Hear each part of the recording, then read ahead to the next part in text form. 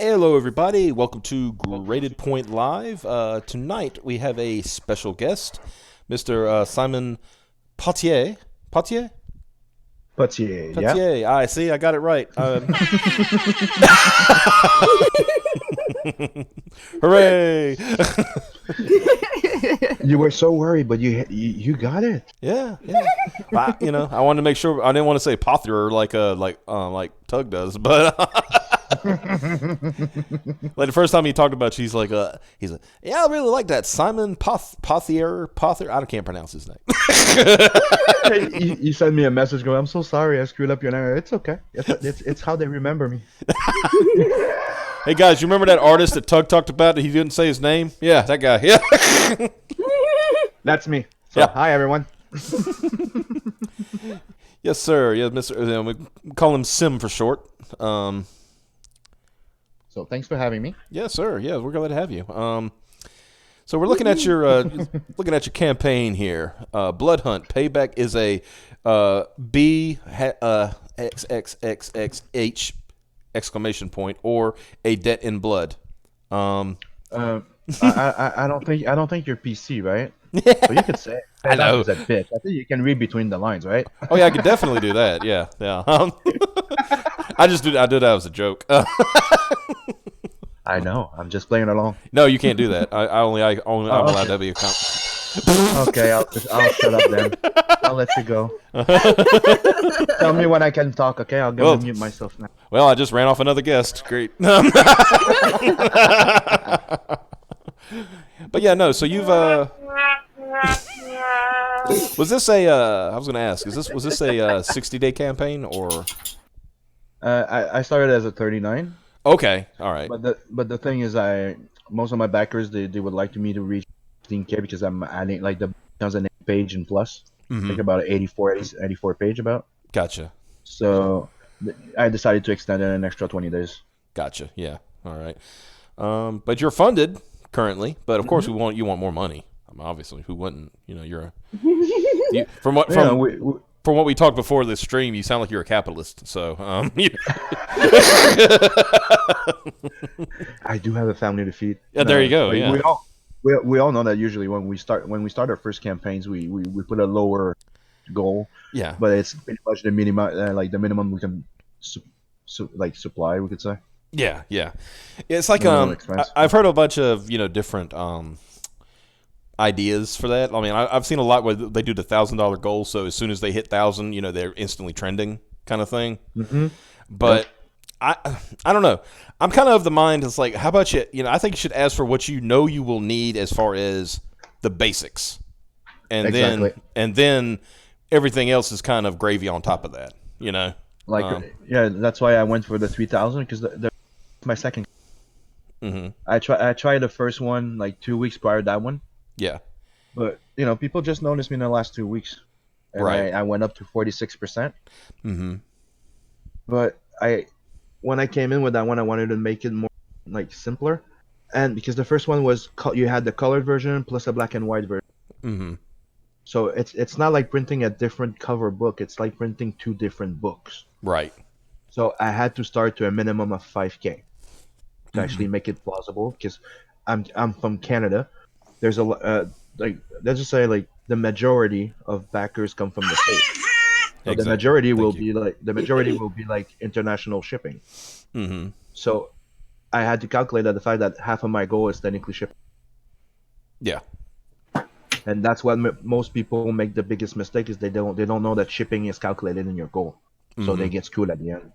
Yeah. So you have to be able to at least like if it's always between a third or half, depending on where you are. Yeah. Because because I've heard Ethan talk about it. He said he's probably like once Cyberfrog is done and he's actually shipping everything. Well, it's done, but as far as shipping, he said it'd probably for him because obviously the volume, it'll probably end up costing about $100,000 just to ship everything.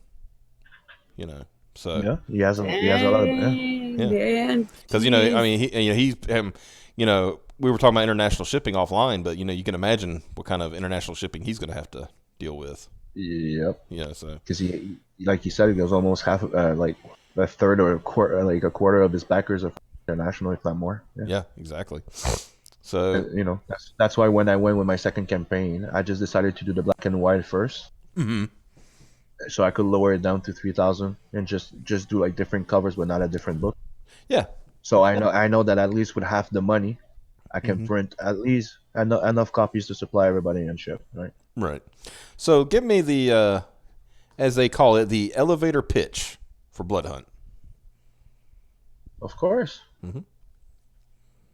The elevator pitch. Yep. BloodHunt, the story of Vincent, a badass assassin who gets betrayed and turned into a vampire. He discovers a supernatural world hidden in plain sight. While settling into his new abilities, the assassin rains down hell on anyone standing between him and the vengeance he craves. So it's a mix of American comics, anime, and manga because I'm trying to really push like a anime look in that hmm book. Yeah, you can see. I was With like looking through the art. You can definitely see the inspirations. Yeah, and it's highly influenced by the heavy metal magazine, Yeah. gritty, violent type of funny hmm violence. And you start the story where he's human, hmm and he's dating as one of his recent current boss. He's dating his daughter hmm secretly. So he gets sent to a simple job, and when he gets there, technically it's to kill an old man in his sleep, an old man that stands in the way of him gaining more power. You could say because he's a godfather or like a mobster, Yeah. Head of a family kind of thing. a mob boss. Yeah, Yeah. yeah. hmm So he sends him to kill the old man in his sleep. So yeah, he needs to look by accident. Ends up being an ancient vampire, and somehow he survives. And he discovers that there's supernatural creatures that are living among us, but we just don't see them. We see them differently. hmm And there's a certain set of rules, and all he wants is vengeance. It's kind of a little They Live vibe in there too, huh? Yeah, Little. like if you go down in the campaign, hmm on the first pages, you see it like there's a page where he's holding his stomach and he's walking in the street, and he sees a man walking with a little dog, and Yeah. in a few seconds he sees a demon and a demon dog. Yeah. He sees a gargoyle sitting there. hmm Yeah. Yeah, I'm seeing that. Yeah. And then he sees a chick who, by the way, very nicely drawn. Um, we appreciate the whammon form in I appreciate it too. yeah. But she doesn't last long in a book. Yeah, I see that. She walks up and looks like he has a snack and Yeah, technically is he turns there, and as he's walking with holding his belly. hmm So, so he Wait, turns around and he just hold, he, one second. I just noticed something. Am I seeing? Okay, I see War Campaign here. yes. I see Brutus the Badass over here. Yeah. You have a graveyard shift. You have a cyber frog above it. Oh wow, yeah. I love it. That's great. Oh, that's cute. Aww. That's awesome. I like that. Mm-hmm. Got to throw them references in, right? War campaign. They always had my back. So Oh yeah, obviously, yeah, obviously. Let's see, but yeah, I like that. I like little, these like Comic Skate style references in other books. mm-hmm. That's really neat. Did he just light that girl on fire after he ate her? Yeah. Okay. It's in the story, and he leaves the person. hmm Technically, he doesn't like the fact that he blacks out. He doesn't know what happened. He just wakes up. He just fed, right? hmm So he's shocked. He's like, what the hell happened? But he feels rejuvenated. So Right. when he leaves, he throws her in a dumpster because he saw the monster movies, obviously, right? Yeah. So he leaves the purse and the phone, so they could identify the body, but not taking any chance that Yeah. she's turned or anything. No forensic evidence, essentially. Because it's how he is technically. It's like hmm he's an assassin. He's always had it inside him, that dark desire, right? Yeah. So he decided to put it to good use. So become an assassin and kill bad people. So Right. it gives it a purpose. He doesn't like killing innocent people, right? Yeah. He gets paid to kill people, but if they're aligned with criminals, Mhm. well, right? So that's how he would choose his jobs. So it's kind of like a So Dexter. now he just very, yeah. very like Dexter. Yeah. Yeah. So he ends up killing somebody So and he does have a girlfriend. Mm-hmm. So he starts questioning a bit, like, can I even get close to her without killing her?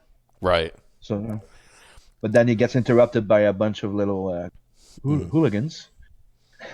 Mm-hmm. You see like a type of ghoul, you see a vampire, you see some kind of like ogre, Yeah. and Yeah. because he's hunting on their turf.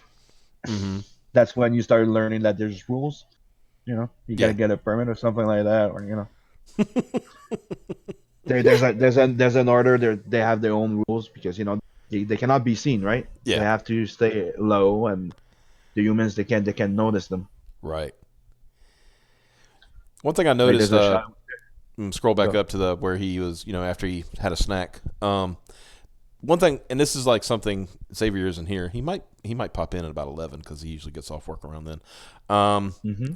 Is that you did this motion right? He had just fed. You don't show him actually feeding, but he just did it. Yeah. And that was something when we were scripting out our idea for the submarine book that I was, I've teased you about. Um, he added a lot of detail in like fight scenes and stuff. And Piper, when she read over it, she was like, "You got way too much detail here." He said, a lot of that can be solved with just saying emotion, like a motion blur kind of thing, instead of. Well, he's originally had it split into individual panels, and I said, you got to trust your artist. Your artist can imply all of this action in one panel, Yeah. 1 to 2 The, panels. but the thing is, it's the art of choosing the right moment in the frame, like Mm-hmm. Yeah. the right movement, the right pose, and Mm-hmm. it's something that you do in animation. So every time I see a scene, I kind of see it animated in my head, and I just decide to choose which one's the best. Yeah, because like I said, this particular scene is like, okay, there's blood dripping off his face. There's blood coming out of her neck. Mm-hmm. And there are holes in her neck. So it's obvious what he just did, Yeah. But you don't have to take a bunch of panels. You don't have to take show like what 3 happens. panels at the top Yeah. here and show him sucking on her face, her neck, like. Uh-huh. And you see the little drops of blood following the flow line. Yeah. Yeah. So you know what happened, that he just backed his head up, and Mm-hmm. And like I and said, technically he comes to himself. Yeah. yeah. So that's what, and like I said, it's nothing because, no problem. Like this, it's literally like our first kind of script anyway. So, we were just like learning as we went along. So yeah, here's where he just, looks like I'm just going to shoot this guy up in the face. And and I'm just, this is, Shoot him up in the face. I mean, if you're going to shoot somebody in the face, you might as well, Yeah, you do it with style. Yeah. It's kind of giving me that Dante Virgil vibe, like, from Devil May Dante? Cry. Yeah. Yeah. But one of the inspiration is technically, like, what I used to like to say is a mix of John Wick and Oh, yeah, yeah. Mm-hmm. right, mixed with the old Payback movies that we used to watch. Yeah, yeah. Like, with a little bit of vindictive, but everything happens around him, and he just wants to get this fucking. I just want this. Yeah. Get out of my way. Yeah. It's like, if y'all would just, you'll just leave me alone, kind of thing. And the fact that he doesn't feed off humans, because when he feeds off vampires or supernatural creatures, he gets memories. He gets ability. He can learn abilities. Right. So he's always like evolving. Mm-hmm. He's one of those primal vampires. He's not those, because in that world you have the different type of vampires, but he's part of the primal one, like like pre-mankind. Yeah. He's that type of old vampires. Really liking the gun knives, by the way. Yeah, but the idea came with that when I created the character. Mm-hmm. I wanted somebody that was so vain and this, and he wants to be the best of the best, right? Mm-hmm. So somebody that would see himself as death in a way. So that's when I started playing with it. So that's why he has that black and purple type of color when you see the cover. Yeah. He has those skulls, and if you see the 3 panels of the skulls on his technically like abdominal belt and his belt, it's an animation. You have the regular skull. He gets angry and then he yells, and the gun blades were to look like a scythe a bit. Mm-hmm. So he sees himself as Death, the Reaper. Right. That Ryan, it's kind of like In my head, I'm giving him Duke Nukem's voice right now. In my head. It reminds me of It kind of reminds me of a. I remember this. I don't know. I guess because I've been playing some Warcraft lately. But there was a quest during Cataclysm where there were like 3 different people, right? And they all told the quote same story, but each story was different, right? And then the last one, the guy was talking about. He said, "So I was hanging out with my honeys. It was like 4 or 5 chicks, just hanging around, dancing around them and stuff." He's like, and then this big freaking dragon showed up, right? And he said, so I jumped on my hog, and which was a motorcycle, and I took off. Oh, did I mention my motorcycle could fly? And and then when it snaps back to reality, he says, "I guess I'll tell you later the time I beat Deathwing in a knife fight." In your own story, you're the man. Yep.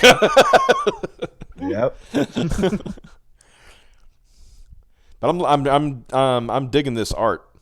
I really am. Thank you. How about Can you? I just hold on? I need to get this out of my system. Go ahead. Wait. Put it on a good picture of him doing something. Which one? Like the one I was just on? Yeah. Or Okay. the one where he's like spread across the picture doing something real quick.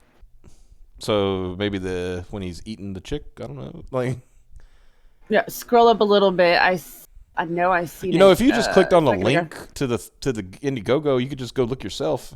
And No, but I want you to be on that picture for a second. okay, I don't know which picture you're talking about. So, all right, He's like doing a spin, and his coat's flared out behind him. Oh, okay, and yeah, where he's middle like- of the page. I know what you're talking about. Okay, yeah, I got you. I'm there. When he's pulling out the guns. Yeah, put it on that one real quick. Yeah, all right, I'm there. All right, it's not on my. All right. I just have to get this out of my system. Looks like you're fucked. But you know what? Okay, carry on. What? To answer your thing with the voice, Mm-hmm. his name comes from Vincent Price. Oh, okay. Nice. The character's name is Vincent, so it's named after Vincent Price. So that's the type of voice I have in my head. Ah. So kind of creepy, but Yeah, smooth. Yeah. smooth but creepy. Yeah. Yeah. Yeah. That's why he has a bit of like elongated chin and face Mm-hmm. Got with a the Billy Idol type of headdo. little pointy nose. Yeah. Yeah, I'm just scrolling down. And as you can see, I really tried to do like a comic book version of an anime, Yeah. and I like to put some animation in it. Mm-hmm. So that's why I spent like a long time. Like I've redrawn and re-inked all of this 6 months. Mm-hmm. But the thing is, I want everything to be fluid and that it looks like an animation. You could just flip to it and you watch something without volume. You could say. Yeah, I'm just showing. I'm showing that the one you showed me earlier. It's like look at this where he's about to do this. With this guy's in his face. Hey, if you want, you could show the other ones in the. I'll show those in a minute. I just wanted to go through the campaign one, but yeah.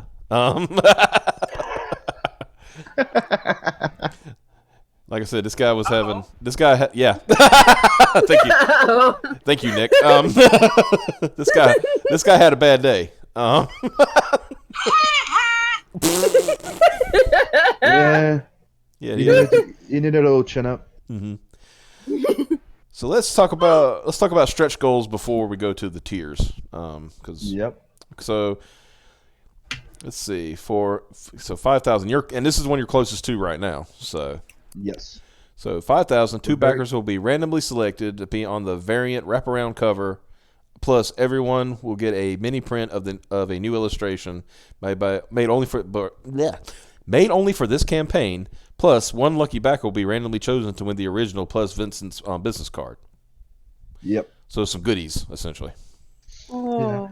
And I'm gonna update the other ones later. Like at 10K, everybody gets an exclusive limited black and white Ashcan.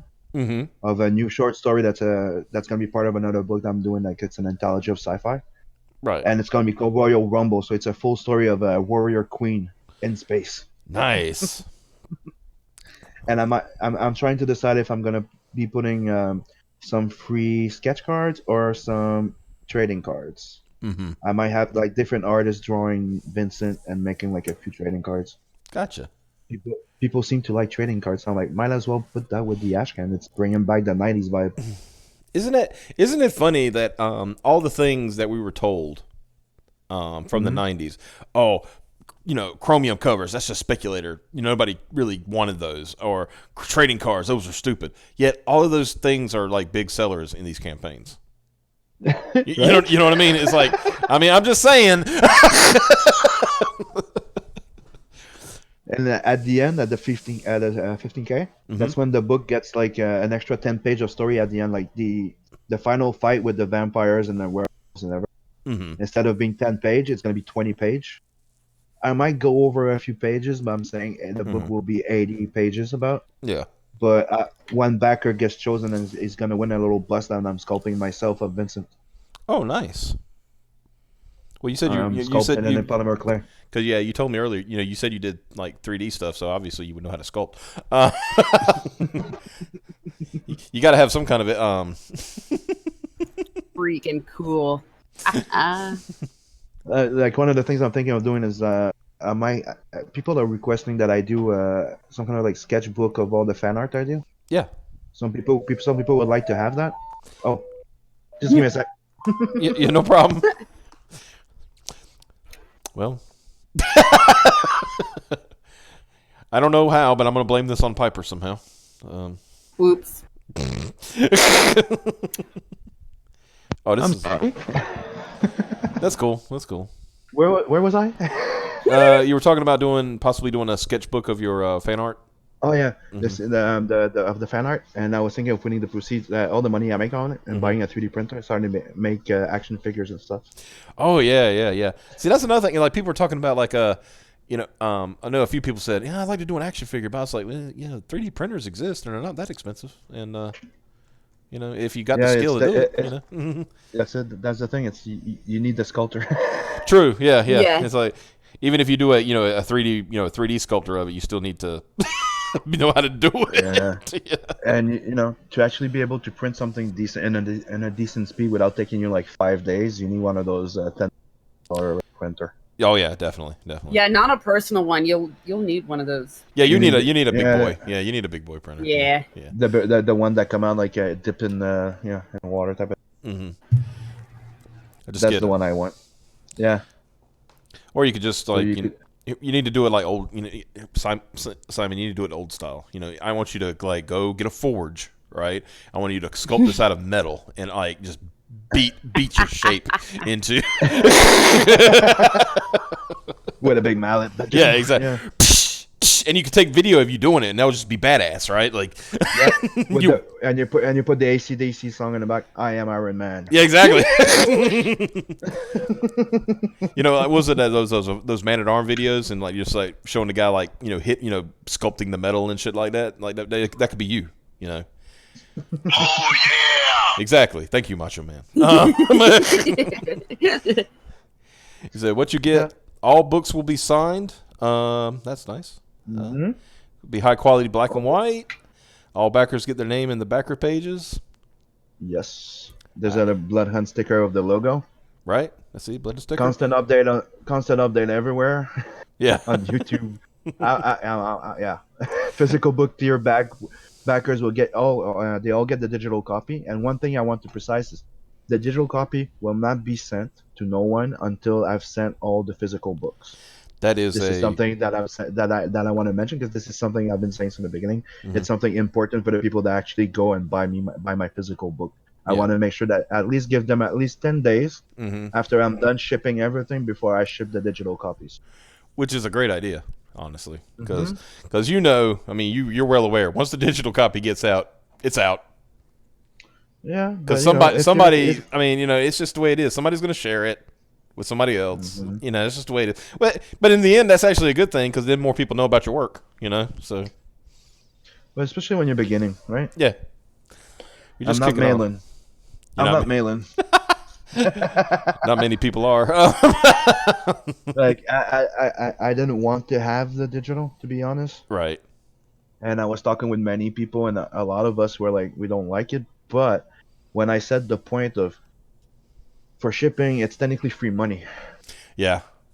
So it's Yeah. like, it's like somebody just wants to buy the digital. It's like giving me support money in case of something happen. Mm-hmm.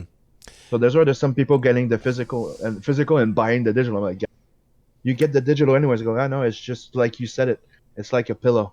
Yeah. Yeah. That's a very In case of good point. anything happen. But I'm glad that you were like being very upfront that the digitals will be the last thing to go out because Mm-hmm. Yeah. But it's important. It's important to me. Like, I even told all the people before I launch. I'm like, if I don't sell one digital, it's not existing. Right. I'm wiping it off. As if I get funded and there's no digital sold, I was gonna just make it go away. Mm-hmm. It was just a test to see because I know how it is. I support projects, right? I'm in Canada. I pay international every fucking time. So a $25 book quickly becomes $57 to $65 for me. I'm taking your phone away from you, Piper. I just like playing those sounds every time he mentions Canada because it's funny. and I had a few of my friends that backed my project. Like, now we feel your pain, guy. We know what it is to pay shipping. Shipping that's equivalent to the book. I'm like, right? So that's why a few of us got together and we're working on a solution to find to be able to reduce the shipping fees so everybody could sell their books for like minimum of like $10 to $12 shipping. Maybe. Yeah, but like you said, if you can find like a where you can get them printed in, their home, somehow in their, closer to their native country or something like that, makes a difference. But or different there, like at least two spots that gives you an easier access to the rest. Exactly. Right. Yeah. Exactly. Yeah. Don't. What was I going to say? Oh yeah. We are not all like Crystal McGee, who has a family member that works for the post office. Right. I remember. Oh, that was so funny. She was on Ethan's stream. Right. I laughed my ass off because they were talking about shipping, and because she was only getting like $5 for shipping or something like that, asking. Mm-hmm. And everybody's like, "Oh, you need more than that." And Antonio Bryce, who's the one bringing it up, and she says, "No, it's going to be fine." And he said, "No, I'm telling you, you're going to need more than $5." He says, and she says, "Well, I have a family member who works for the post office, so it's going to be like basically nothing." He's like, "Well, I will shut the fuck up then." And I was watching it. It helps. It helps when you got a contact in the government. Indeed, it does. Yeah, but yeah, I know. I guess the one to watch that I always watched was Zach when he first did Iron Sights. And he talked about shipping, and he talked about how at first he thought, oh God, it's going to cost me $8-9 a book, and then he found out he could actually do media mail because it didn't have advertisements in the book, so it was a lot cheaper. And then, of course, he talked about how to ship it, the whole Gemini mailers and all that stuff. It was always interesting to watch those videos because I thought that was neat to see somebody sharing the process and not just saying, most people are just like, hey, I had a problem with shipping. I'll get back with you. He was actually explaining what the issues were, what he was doing to solve them, XYZ. I thought that was very, very interesting. Well, as you can see, I'm pretty open and transparent with everything. And I like to say, you're talking about it, and that's the good thing, I'm the type of guy that if I have an issue, everybody will know about it. Right. And I always find a solution. But I calculated my thing that I know I can fulfill you. So you're saying that it's just that everybody, I'd like to make some money too. Oh yeah. Can we not be communists and let Simon make some money here? I got kids to feed too. The leaves have feelings too, guys. It's not right? It's not the day of the rake yet. Not because I'm a workaholic, I don't need the money. Yeah. Oh shit! That was an accident. That really was. I was trying to clean something off my phone. Woo! I went to go check in the chat, and for some reason they're talking about wrestling.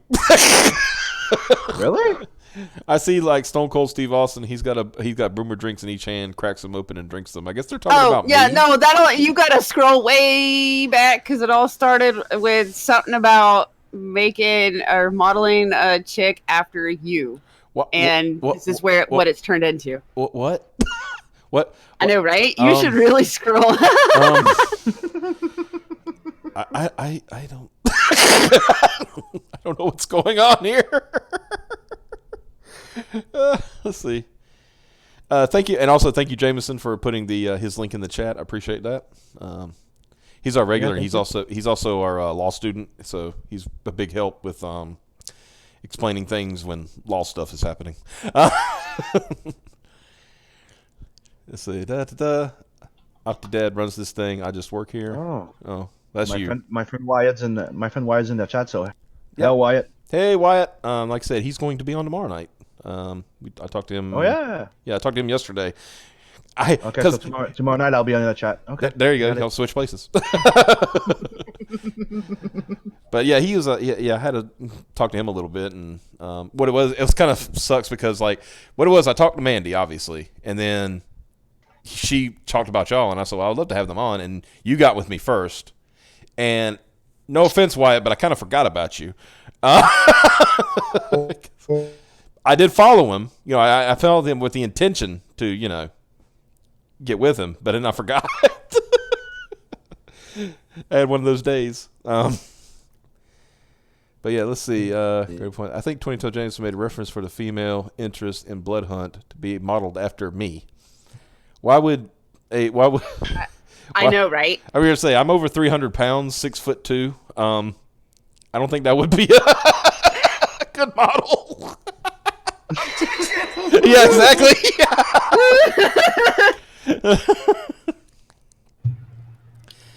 Oh man. Oh, okay. It's okay. It's not for me.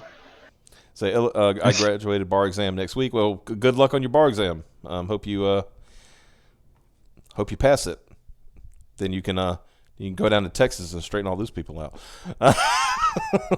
But good luck or break a leg, whichever one you prefer. Yeah, exactly. Let's see. So let's look at the perks. Your featured perk is the $50 perk. Let's see, 2 copies of BloodHunt, one of each cover, and they'll both be signed, I'm assuming. Yes, Okay. they will both be signed, and you get the exclusive print that will be numbered and signed. Nice. That you find under the pages there. Mm-hmm. The one with the logo, where he's taking out his guns out of his jacket. Mm-hmm. Very cool. So the book, Nice. variant cover, exclusive in art print, and a BloodHunt exclusive sticker. Nice. Nice. And then the digital is $15. Yep. And then nothing comes with it. Mm-hmm. And then BloodHunt signed, which is the book and the sticker. Yes, and that's the colored cover. Right, one that you the get colored there. cover. And then the black and white cover. Yeah. That's the variant cover. Right. It's gonna be black and white, and that's where 2 backers will appear. Like you have the one in front and the one that's getting stabbed and shot there. Yeah. That will be 2 backers. Mm-hmm. They will be randomly chosen by number to keep everything private. Right. And we got BloodHunt fully loaded. Let's see. Yes, that's the one that comes with the same thing as the 50, but for an extra $50, you get a 9x12. Nice. Vincent. Yeah. Nice. I've noticed, like, in a lot of the campaigns, the sketches, either sketch covers or just sketches, are, like, a big seller for a lot of folks. Well, a lot of people like to have original art. Yeah. And it was something that was a bit lacking in my campaign. Yeah. So I decided to create one like that. Yeah. Mm-hmm. And not put it too high neither. So it's not an 11x17 fully drawn thing. So I'm like, let's just give them a 9x12 nice sketch of the character. Right. That's why. And I thought about like backing Lone Star with a sketch cover, and then having Mike Miller draw himself as a manlet. I wanted to have a sketch cover, but the thing since it's perfect bind, Yeah. it becomes problematic with the type of paper, and I couldn't have Bristol Yeah. Yeah. Right. with the printer, Yeah. so I would have to print them somewhere else. So I I'm still checking to maybe put it as an add-on, Mm-hmm. but I would have to make them way too expensive because Right. So that's why Well, when I saw he was having a sketch cover, I just that was a joke. I said I'm gonna get him to draw himself as a tiny man. You know what? Me and one of my friends. What's that? We wanted to go see Rob Liefeld, Mm-hmm. right? And with everything that's happening with the Malin and everything, Yeah. Ro wanted to go over there with me Mm-hmm. and go. We get him signed like the Youngblood Deluxe Edition. Mm-hmm. Like to sim #war campaign in the book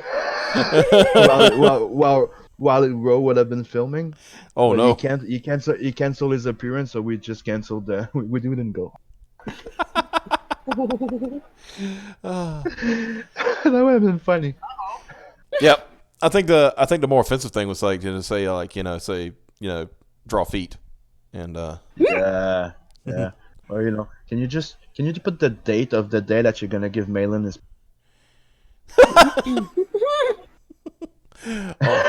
Take that, Rob. Yeah, Rob, get out of here. Or again, when are the brigade backers gonna? Yeah.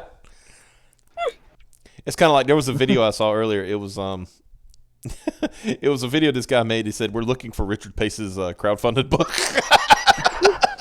and they were out in the freaking woods. Sometimes I think is the only reason. You broke up. I'm sorry. What? Yeah, I think you. I think he's the only reason why I'm getting flack for being Canadian. Oh yeah. No, Canada's the reason you're getting flack for being Canadian. This is also true. I'm just messing with you. It made me cry. You're gonna get a little emotional in here. Is Pace still acting all high and mighty? Richard Pace is still alive. Yes. Yeah. Like, what a freaking moron. Oh, you have no idea. I met him in person. I don't like him at all. I heard somebody approached him and said "Hey, when's your book coming out?" Yeah, I just don't like to trash talk people. I understand. Trying to stay professional. Yeah. But Yeah. I mean, when you're in the field, I can understand that, but I can say what I want. So. yeah. Go ahead, and I'm laughing. If you're laughing, I'm going to take that as a tacit endorsement. Guilty by association, I guess. Yeah, there you go. I mean, why not? Everybody else is doing it. Doesn't mean because I think a joke is funny that I actually support it. Okay, maybe I do. Okay, so we got to this one, a $200 tier, the BloodHunt Glorious Death. I guess, let's see. Yes. Be a mobster and die. Hey, Piper, there you go. Yeah, you see it in one on the page there. You see the blue outline. Yeah. So you get to be a mobster, get your head blown off. Mm-hmm. Impaled, ripped apart, fed on. Someone in there. That's not good. As cool as the werewolf one that I just learned about too late. Like, I knew there was a vampire one, and I'd known that one for a while. I didn't even realize there was a werewolf one, so I'm genuinely upset. Hold on, let me see. Yellow Lantern said in the chat. Well, you know what? Go. Sorry, go ahead. I was gonna say maybe if I reach high enough, maybe I'll add another one. Oh. I'll give you the heads up. Yay! Piper, she's going to be saving them pennies. Like, I gotta get it. Right? Find my piggy bank right now. But yeah, so Yellow Lantern in chat said, so Pace is on par with Zoe Quinn. Yes, they are both cavernous vaginas.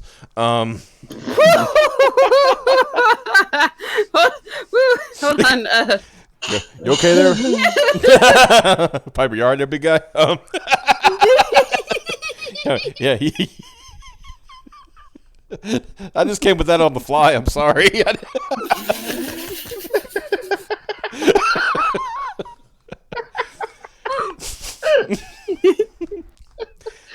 I do not condone. I do not want any vampires to glitter. Miss Thank you. Miss Quinn is a professional in the comic book industry, and I will say on behalf of Simon that he does not agree with what I say, but I keep saying it because I think it's funny. yeah. Let's see. I was more guessing along the lines of having projects funded and fucking off with the money. That's also true. I'm not saying it was, but you know, my project is funded. I extended it, and I'm not running away with no money. Exactly. Well, he was talking about with Pace and Zoe. I know. Trust me, I know. I'm just joking around.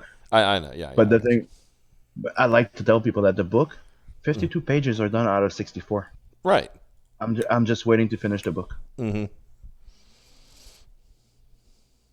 So people will get the book. I'm not going anywhere.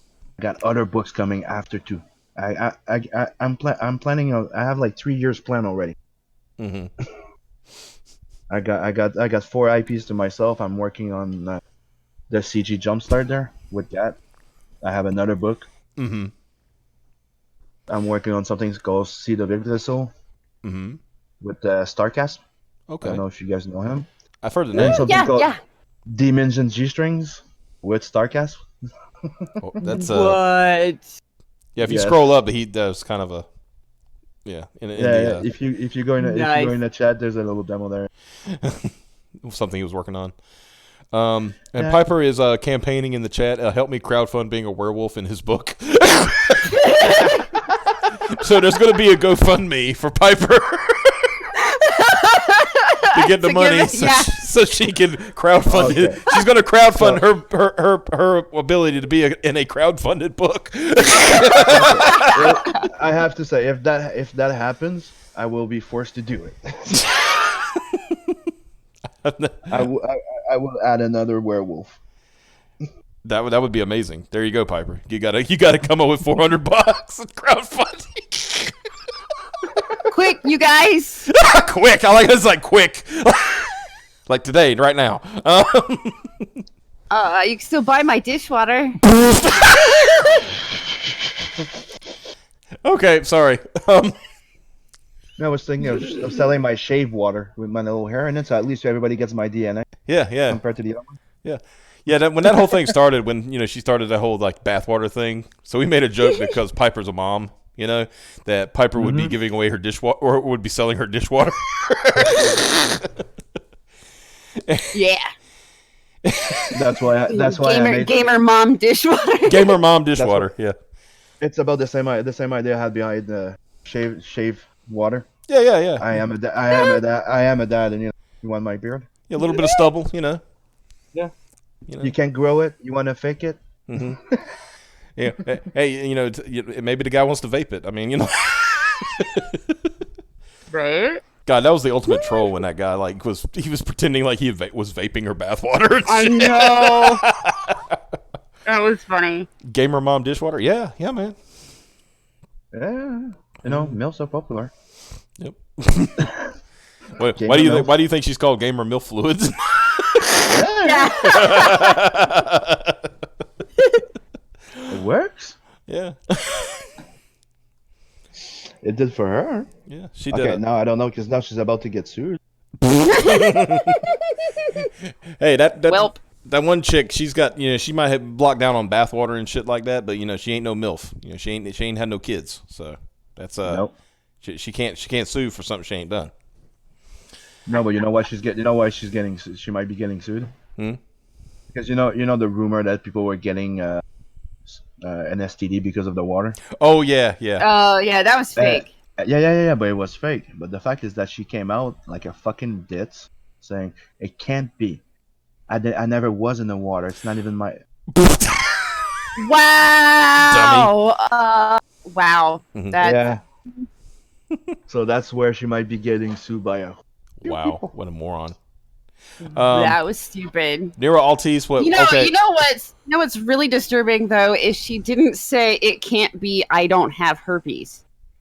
Yeah, right? that'd have been one thing. Yeah, she said it can't be because I wasn't actually in the water. STD. Yeah, I don't have an STD or. It's not my real bath water. That's all she said. Wow. Yeah. What up? Yeah, you would think the first response would be, "It can't be. I don't have STDs." So. Okay. Oh yeah. I want to start. Let me point out to. Sorry, go ahead. Starcast is in the chat, and he wants me to say that he is a werewolf in the book. Okay. I think he wants to make you jealous, Piper. It worked. Yeah. She was jealous as soon as she heard you could be a werewolf in the book, and she missed it. That was it. This is me. Like, that's how I feel right now.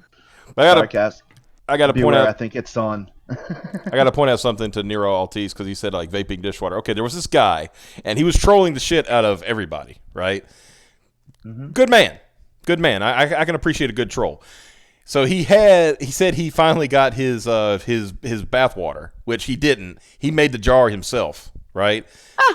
Because the thing is, like the day she put it out, he claimed he got it, right? So I mean, come on, even the best shipping in the world, even the almighty Amazon cannot do same day shipping yet, right? So so he was like saying that he got the bath water, and he was doing all kinds of, he was like licking it and drinking it, and then he showed him like he put the water in a vape pen, and he said, now I'm vaping it. Like, wow. So he was just fucking around, and it was great. I loved it. That's like, this guy's like got, and everybody believed that he had it too. They were like, you're disgusting,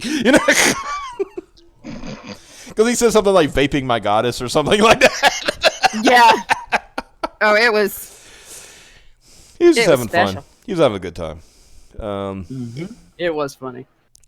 So let me see. Especially, like, what was extra funny was the people that believed, like, it really was, like, he really bought that. That was the best. Oh, you don't see it there, but in the $300 tier there, it doesn't say it in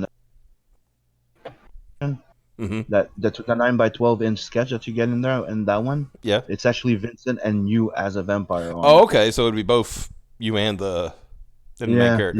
You can either have like a buddy after the film type of thing, right? Yeah, getting whacked. It's like, see, what they don't know is that we're really friends. So I'm surprised that one. I guess it just tells me that werewolves are more popular than vampires. Yep. Because this is the one that Piper missed out especially on. to be, I think. Yeah. Mm-hmm. Yeah. Because you do get a lot of perks being a vampire, but you do have a lot of, right? Mine doesn't have that much because holy water and crosses don't work. Right. He's a primal one, so lights. Like sunlight. Mm-hmm. Getting beheaded. Yeah. Getting the heart torn out, right? Yeah. So you could probably cut his head off. If you stick it back, he could come back. Mm-hmm. But if you rip the heart out or destroy the head, well, he's done for. Right.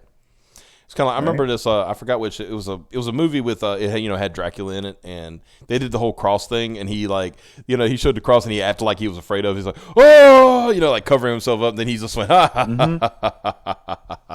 laughing about it because it's like, that don't work on me. Get out of here. But it's like telling you, like, I like all type of movies. Yeah. But like my inspiration in the vampire movies that I'm a big fan of John Carpenter. Oh yeah. Right. So his type of vampire in the movie Vampires, and also like From Dusk Till Dawn. Yeah. Yeah. Yeah. I mean, that's a good one. Oh God, where's Discord? So as you can see, that's why there's a lot of action. Like I was working on Nat the Merc prior to this, and some another book. But when I decided to come and jump in the comics gate, and I look at what was there, and I saw there was something lacking in that, Lobo type of comic thing, right? The heavy metal, like the more mature one without having sex actually in it. Yeah. So I'm like, I'm gonna do this. I really like that idea. It was already a book I had almost, more like sketched out. Like it was done like in a 48-page sketchy, and I went, I'm gonna redraw everything. So I spent like 16 6 months. Just Right. drawing and redrawing everything into a 64 pager and planning everything, adding more stuff, and bringing it to another level. Right. Because I thought that we needed, it's like bringing back those old Payback movies, like getting Payback where the guy wants, and everybody wants to give him more money, but he just wants that small. That's what he's owed. Yeah. Shoot him up. Yeah. With the fucking baby. Mm-hmm. And yeah. You make it very violent, very. It's a funny way of doing it. Yeah. It's kind of like it's the same reason why John Wick works so well too. Mm-hmm. Well, so it's very similar. I was watching the original Walking Tall the other day, right? The old movie, and there was a part, he had gotten beat up by these guys in town, and saw that stuff. Then later on, when he got better, he went to their bar and beat the shit out of them, right? And then he told the guy who was running the thing, he says, "Give me this money, so I can get my car fixed and for my medical bills." And the guy gave him it was probably about $50,000, right? And he said, "That's too much." And he took out what he needed and then gave him the rest of it back. It was Yeah. You remember the Payback movie? That was exactly. Yeah. How much do you want? Like 500? No, I just want my 70K. That's what's owed to me. I got screwed by this. That's all I want. Yeah. What? Yeah. Yeah. He's literally sitting on, he could get millions of dollars, but he's like, "No, I just want what I'm owed, and that's it." Right? Yeah. You can end this right now by giving me what I want, what I'm paid for. Yeah. Don't get in my way. That's all I want. Now I have That's what I wanted to. That's what I wanted to bring back in a way, and Yeah. Lobo was amazing series. Come on, Simon Bisley, the years. Oh yeah. Lobo was great back then. And those type of Lobos. Yeah.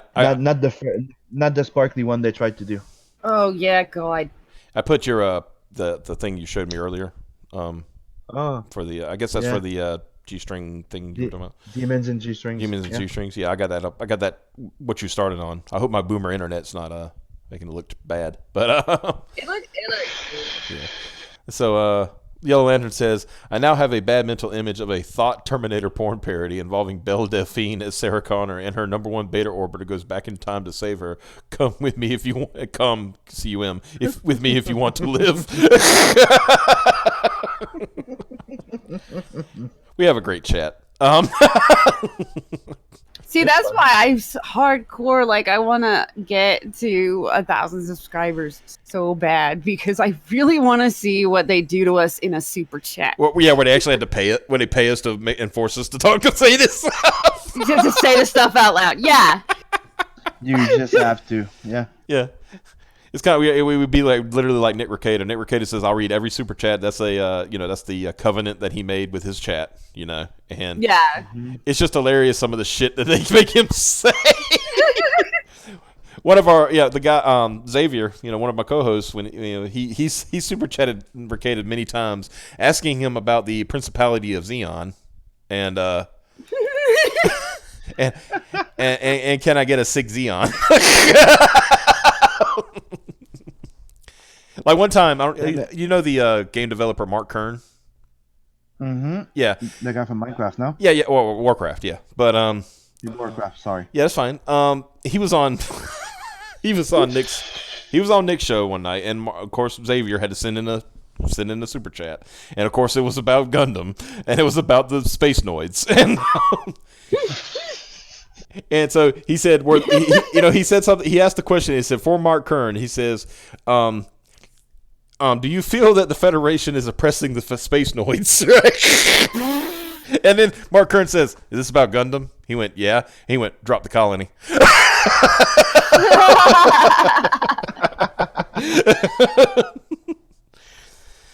Help me raise $400 to give. Yeah, I just saw it. I just saw him to be a werewolf in his book. Piper is in desperation mode right now. More art streams and we'll do it. Okay, there you go, Piper. Yeah, She got to see one of the drawings of the here, so I think that's why. Yeah. Yeah, she saw that werewolf. She was like, "Oh." That's a good one. Yeah. I like it. I like my big bestial werewolves. We went through a what was it, 3-4 months ago, where we had a stream we were doing, and it integrated into her explaining the different phases of werewolves, And yeah. And another friend of ours named Jordan, where they just went back and forth about, and she was saying, now I would fuck this one, but I wouldn't fuck that one. Well, yeah, no, because he flat out was like, you just want to fuck dogs. And I was like, that's what he said. No, I have a line. You're just like your manly man. Yeah. Yeah. She likes big, hairy, manly men with large canines and a snout and claws. And Well, you know me. It's one of the reasons like I identify a vampire personally. Sorry, laughing. What? Laughing at what Yellow Lantern said in the chat. What did he say? She saw the werewolf and she had to lady fap. Splush. And Darkman. White girls. Yeah, God. yeah. I don't know if you ever heard that. It's like a meme that says "white girls fuck dogs." Dude, my freaking mentions were flooded with that for a month and a half because of that stream. Because you had the whole chart too, didn't you? Like we had pulled the chart up and everything, like the different like transformations, different phases of transformation of a werewolf and all that shit. That's like she said, like this one's too, this one's too much. This one's fine. That one's just a wolf, like Piper. Mm-hmm. What are you doing? No, most people like the more anthropo. Yeah. Are you okay, Piper? No, she's not. No. She's never okay. Let me put the art up there. Giving people a close up of the werewolf image, so they can. I like that. The whole the skin off. Ripping the skin off thing. That's a. Mm-hmm. Yeah. Because I've seen people that interpret it, the one where they just change, where they just grow hair, But I kind of like the one where they rip their skin off and become, I like when it's like it's growing from the inside. Yeah. And that's how they change back too. Mm-hmm. They just come out of the fursuit essentially. Yeah. Yeah. That's the type I'm going with. Mm-hmm. That's the type I like. I like the the thing that becomes about like 7 feet tall. Mm-hmm. Yeah. Becomes like a hulking kind of beast. Yeah. Technically, my favorite is the one where there are like very specific different phases that they can be in. Mm-hmm. So I can't do the since I like that one, the ripping off the skin doesn't work as well. But for drama and stuff, I love the image like this. That is the ripping off the skin. It's a more brutal transformation. There was an issue of Incredible Hulk years ago, and this was like during a trend where they brought back the green, like the Gray Hulk had been around for a while. Mr. Fix-It. Mm-hmm. But this is like bringing the green one back, and one of the cool scenes was the Green Hulk literally ripped Bruce Banner's skin off. Yeah, and became the Hulk. By Delkian. Yeah, by Delkian. Delkian, yeah, it sure was. I was like, that was very, because I'd always seen it. He just changed color and then became bigger and then became the Hulk. But that was the first time I seen him like actually rip his skin off and become the Hulk. I was like, that was awesome. Yep. She likes the white wolf werewolves. Is that true? Well, they're a really good example of there being different phases that they can. Oh, you're talking about White Wolf? Oh, the company White Wolf. Okay. All right. White Wolf is the game. No, I only like white werewolves. Piper is a fucking werewolf supremacist over here. Right. Fur has to be pristine. Oh man, I was about to say something bad, and I'm glad I stopped myself. Because that would definitely get us kicked off YouTube. I ain't gonna say it. No, I'm gonna say it. You don't want no nappy head. Wow. Werewolves. Wow. Yeah, and none of them multicolored ones. Those mixed color ones where they got like brown and black. I don't want and white. oh God, what's the term for that? Calico. You don't want no calico werewolves. No calico colored ones either. Yeah, you don't want no you don't want no. Well, I guess you'd be fine with the albino ones because they're still white. Yeah. You know? Albino werewolves only. Piper has a very specific werewolf fetish.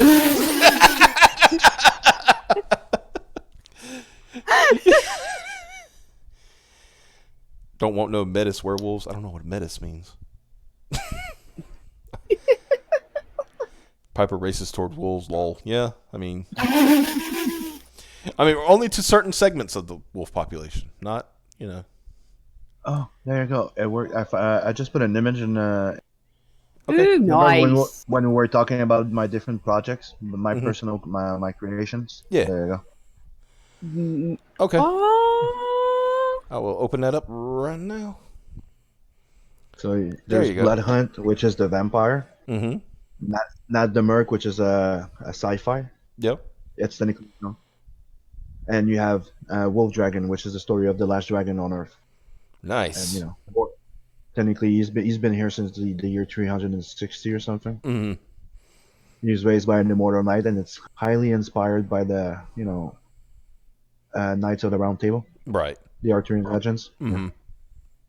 And Opera that's an anthology of short stories of sci-fi. Very cool. Yeah, oh yeah. Man, I like this. This is a good representation of all your stuff, so I'm just going to leave that on the screen right now. Yeah. And as you notice, the character you see on top, the one I. Yeah. Oh yeah. The color. Yeah, you showed the colors of that one. That was really good. Let's see. Wait a minute. Creative point. And white wolves, werewolves, metis are children of two werewolf parents, since they aren't able to have normal children, so they're hideously deformed. Oh wow. Yeah, and they can't shift. They are like permanently in a funky werewolf-looking form. So can I fuck dragons like Eddie Murphy in that one movie? In that one movie, wow. In that Mulan? In the Mulan. I'm pretty sure he means Shrek, but oh my god. The mental image is I need. Yeah, you're probably right about talking about Shrek, but the thing is, he was a dragon in Mulan, so yeah, you know, yeah, Shrek. Yeah. Okay, yeah, he meant Shrek. Yeah, he meant Eddie Murphy got to fuck the dragon, not he wants to fuck Eddie Murphy the dragon as a dragon. I prefer water goddesses over animal people. I mean, yeah, it's fine. Everybody's got their fetish. Yeah. To each his own. Yeah. Pretty sure werewolves are humans. So, I mean, yeah, that's werewolf. I mean, that's like... Better at least part that. Yeah. And now we know that where the dragon in Mulan came from. Wow.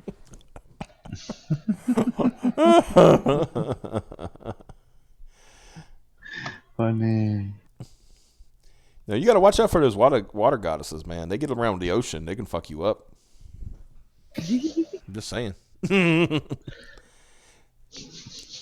No, Xavier, you get the fuck out of here.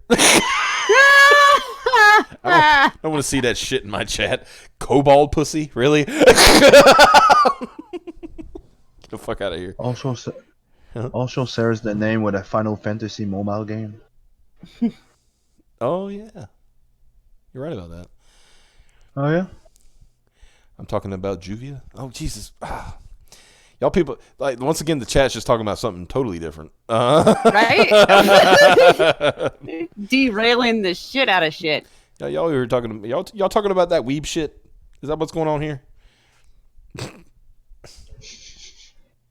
That was always like the funny thing when Jordan was here. He always talked about, I'm going to talk about weeb shit, and I know. He says, I know Optimus hates that. I'm like, what are you talking about?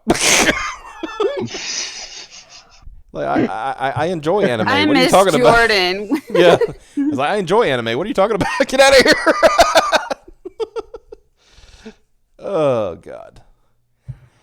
Let's see. Let me show that. I'm gonna show that colored one you showed me, or you showed earlier. Where's it at? There it is. Open. Yeah, there you go.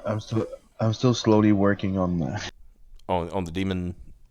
Yeah. You're working on you know, when you do a demon book, you should put Gene Simmons in it because he was the demon. Yeah, but we'll get soon. And well, you don't call him Gene Simmons. Oh, even if it just looks like him. Well, what you do is you do Gene Simmons, but then you give him Ace Frehley's makeup. See, there you go. See, then nobody knows. Yeah, but the thing is that he owns all of them. True. He's the one that owns the Kiss thing. Yeah, so my plan has failed miserably already.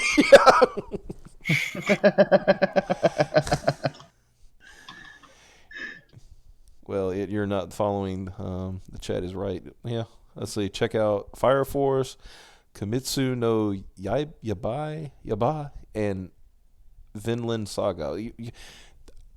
I guess I don't know. I'm still in the process of trying to check out JoJo's Bizarre Adventure because everybody told me to. Yeah. And I got like this list of series. Oh, I've been told. Play that thing from the thing that you. Which one? Your favorite one. The. What? Oh God.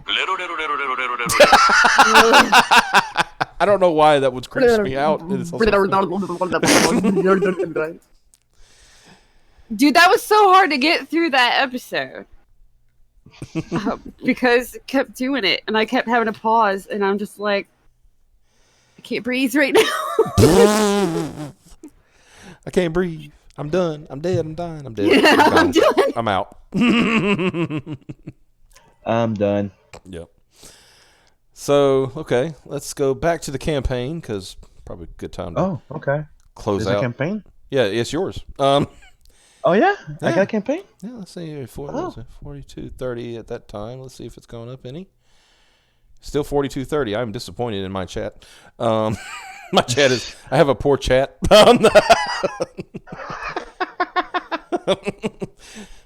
But luckily, we get a lot of views after the fact. So, and then we'll get that one. Oh, by the way, chat. And I told they're just busy. They're just busy saving it all up so they can pull it together and make 400. Yeah, so you can. Yeah, for your werewolf. Yeah. So that I can be a werewolf. You can be like, "Make me a werewolf, damn it!" Like, okay, jeez. Pretty please. I've never seen the offer before. I was late. So cool. I was late. So I've never seen another comic offer in that specific thing either. So I'm like, bruh, it's a werewolf. I need this to happen. Do you know what's the best part of that one? Open it, and you get actually either you could have the full page 11 by 17 because in the book your transformation each of them it's one full page.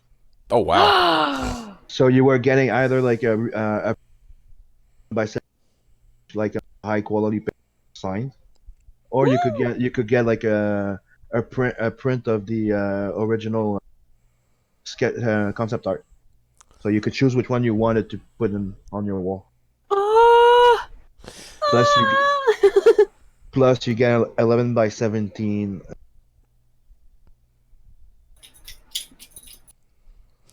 So that's why it was 400. So I try to make it worth your money. Yeah. I mean, it's obviously because if she had the money right now, she would be begging you to open it up just for one more. I guarantee you. I know her. She'll be begging you. Please, Simon, please. Right? I am going to sell one of the cars when I'm done. Hey. I might be able to get 400 out of it. It's not the first time that somebody asked me if I would, but now, we're all in campaigns, right? So if you got a question or you might want to have ask, we never know. Yeah. That's the way. Oh, I was going to ask just one more question about the campaign. Are you going to are you going to let it go in demand after this, or Yeah. Okay. Technically, my plan is when I get fun, because that's why I extended it, because after I go in demand, I cannot keep the be in the comic or the extra page at the end, because I do have to start finishing it. Right. So that's why I'd really like to reach that 15K, so we can have, like, come on, think about it, 20 page or 24 page of epic fight at the end. Like he faces about 100 vampires plus werewolves. Right. 20 page. That's like a full issue of regular floppy comics. Yeah, that's of true. A freaking fight. Yeah, definitely. Yeah. So that would be epic at the end. So the page count. So the pages will be finalized pretty much at that point. You just be So at that point, you'd just be buying a book. Exactly. Gotcha. Yeah. Which is fine. I understand that. You gotta.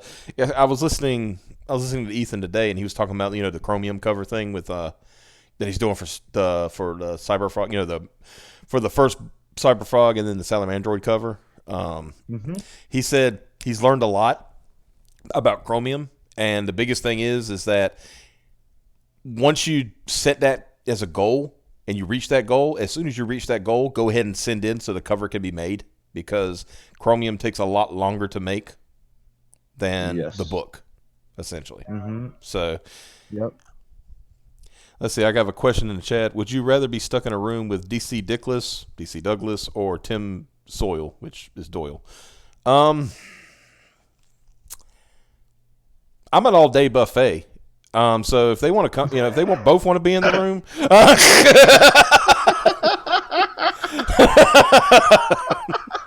I mean, I can beat them both up. That's what I'm saying. That's yeah. I got that from a friend of mine. I laughed my ass off when the first time he said it, because we used to, when I worked at GameStop with him, and he said one day he just we was talking shit to this guy. He said, "Yeah, baby, I'm an all-day buffet. Come get your 2 helpings." But it still ain't the funniest thing he ever said. Oh my God. No, okay, let me tell you this. This had me falling on the floor laughing. This is like Saturday morning GameStop. That's usually kind of busy, right? And we had these regulars come in. It was like these 2 kids, or they're about 14, 15, and they had this one of them had this little brother. He was kind of annoying, but you kind of dealt with him, right? And their mom. And so my friend was talking to the mom about something, ordering something, something like that. And the kid was like messing with him, and he kept saying, you need to sit down. My friend's like, you need to sit down. Shut up. And then one point the kid said, I'm going to eat you for breakfast. And he looked at him and said, you better bring 2 forks. And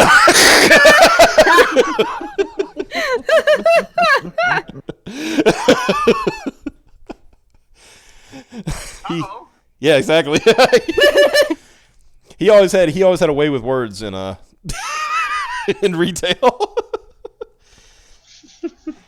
Damn well, Tim might need bail money. I'll tell you what, if I ended up in a room with those 2 and I did get arrested, I'm gonna call Jameson to get me out of there. All right, here's your first case. Get me the fuck out of jail. Your Honor, I think my client should be let off on all charges. Why? Well, they deserved it. Looking at him, I agree. Case dismissed.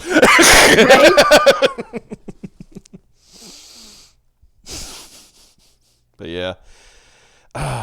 Sorry, but those... I'm lucky because I have chick privilege, and I can just say I was defending myself. There you go. There you go. They were creepy as hell. So there's a key phrase, Piper, that I want you to learn. My life was in imminent danger. Yes. Yeah. If a woman says that in any kind of court of law, in a situation where there was a fight or something like that, and the woman came out on top for whatever reason, and then she get arrested, all you got to say, Your Honor, my life was in imminent danger. Yep. And if I'm in a room with those 2, they both deserve a good beating in Minecraft.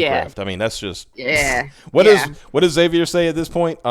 He goes, he says, I'm sorry, they both look like they respect women or whatever. Oh, yeah. I mean, fucking Tim Doyle is up talking about, gross. Raping somebody's dog in their yard. Oh, that's right. Like, God, get out of here, dude. And then, I was fighting for my dog's virginity. Sorry. There you go. And taking a selfie with it, if I'm not mistaken. Yeah. Oh, and then, of course, we know DC Douglas likes to hang out in women's bathrooms. Sounds like a real winner. No one would believe that the two of them could do actual harm to you. Well, I don't mean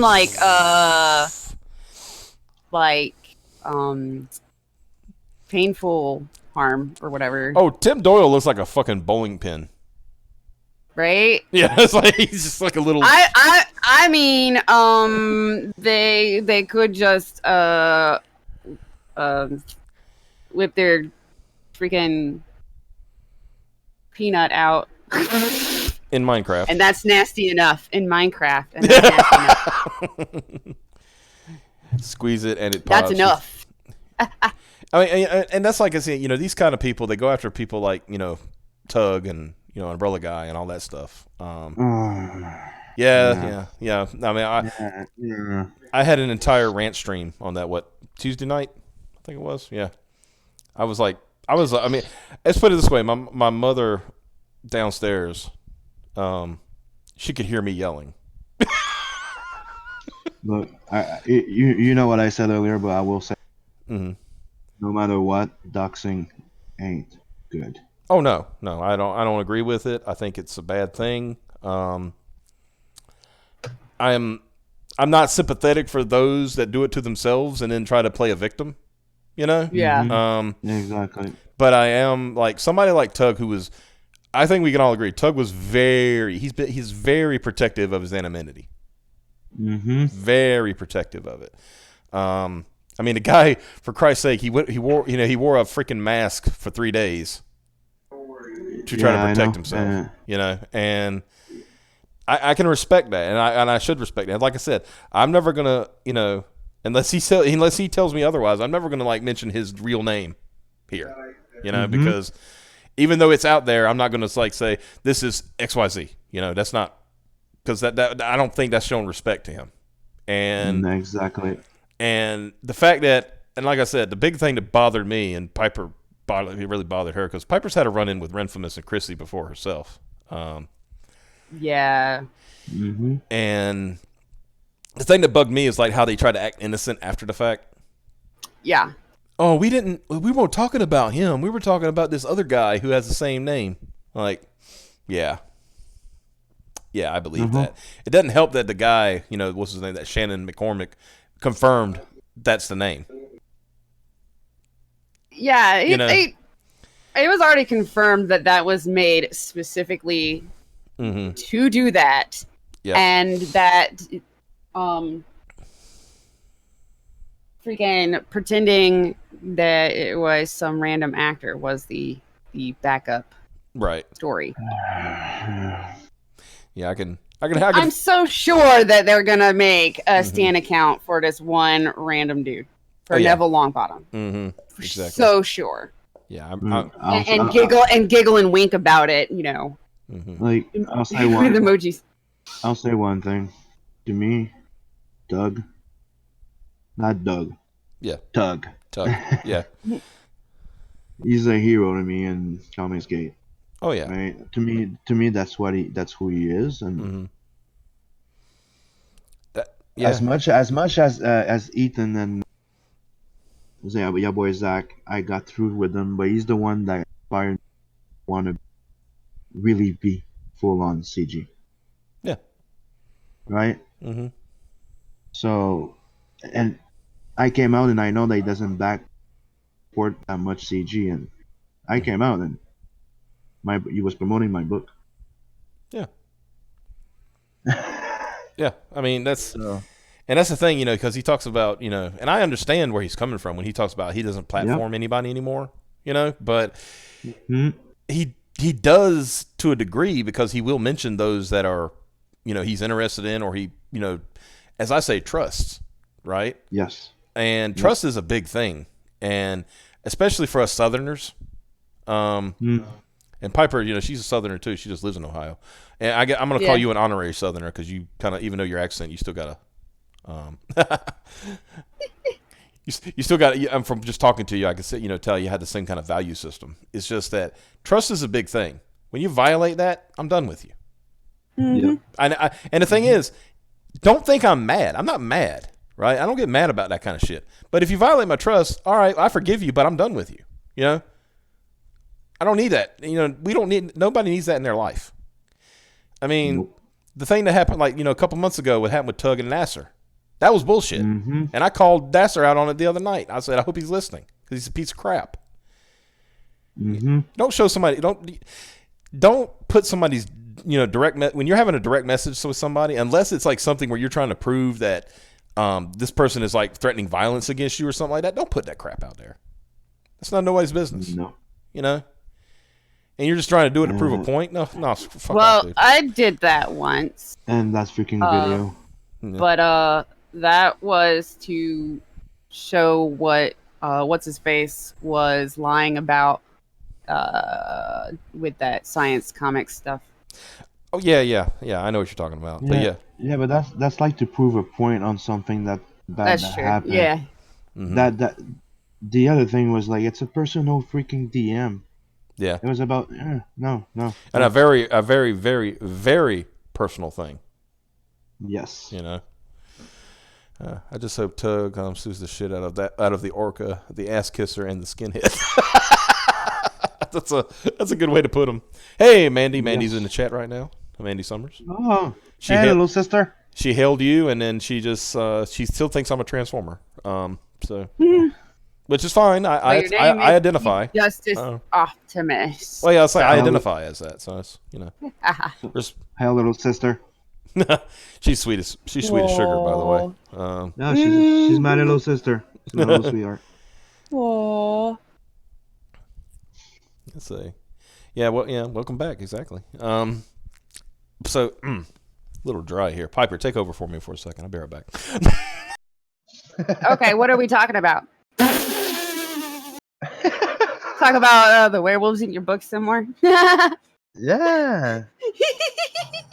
But we were done because it's actually the last tier that I have.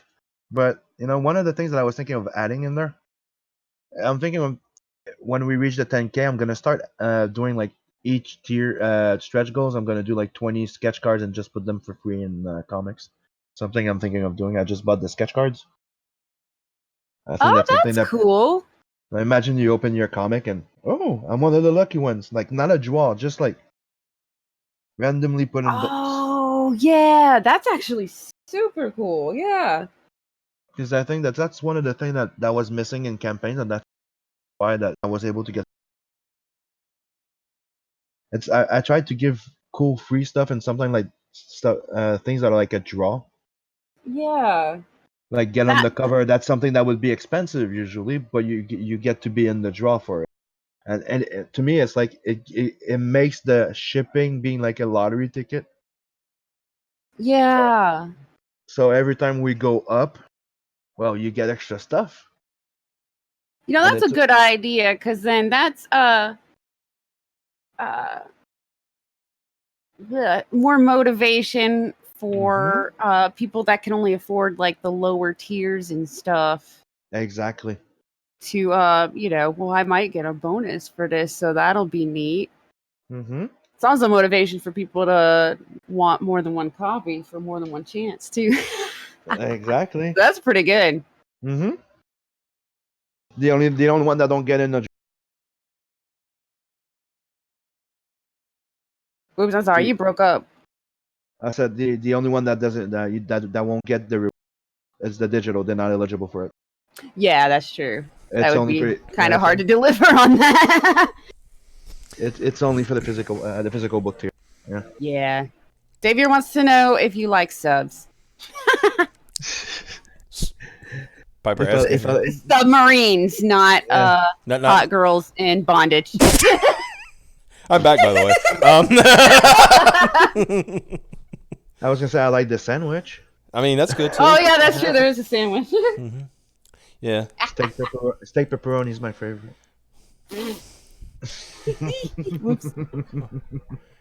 I wonder if he ever make a place by his digitals for his previous books. That was previous books. That was the question. I think I interpreted that correctly. Will he ever make a place to buy his digital for his previous books? But you only have this campaign, right? Oh no. I know you had the previous campaign, but yeah. No, what he means is I've been self-publishing my short story and into other little magazines. Gotcha. Okay. So All right. I already have a book called The Art of Sim that Gotcha. you get with the werewolf pack. Ah. Because I printed that like in 2016, Okay. and I only have 4 left, so I put 2 in the werewolf pack. Mm-hmm. And in there you get all the short stories I've done since 2012 to 2016. Mm-hmm. Yeah, Gotcha. but they're my old stuff. Mm-hmm. But he's asking in digital. Maybe I should. Yeah. But the thing is, I'm actually thinking of Nat's coming back, right? Mm-hmm. He's coming to Comicsgate. So Mm-hmm. the short stories they're gonna be either merged into the story or come with them. Same thing when I go to Wolf Dragon, the old stuff's gonna come with it. So you're kind of doing almost like a Cyberfrog type deal. Yeah, You're exactly. updating it for the current day kind of thing. Except your stuff Yeah. isn't from the 90s. It's from more recent time. Exactly. Mm-hmm. Because the Wolf Dragon, it's technically like the last one I'm gonna do in character creation, you could say, because Mm-hmm. Opera Omnia is a collective. Mm-hmm. But I'm doing it last because it's one that's really dear to me.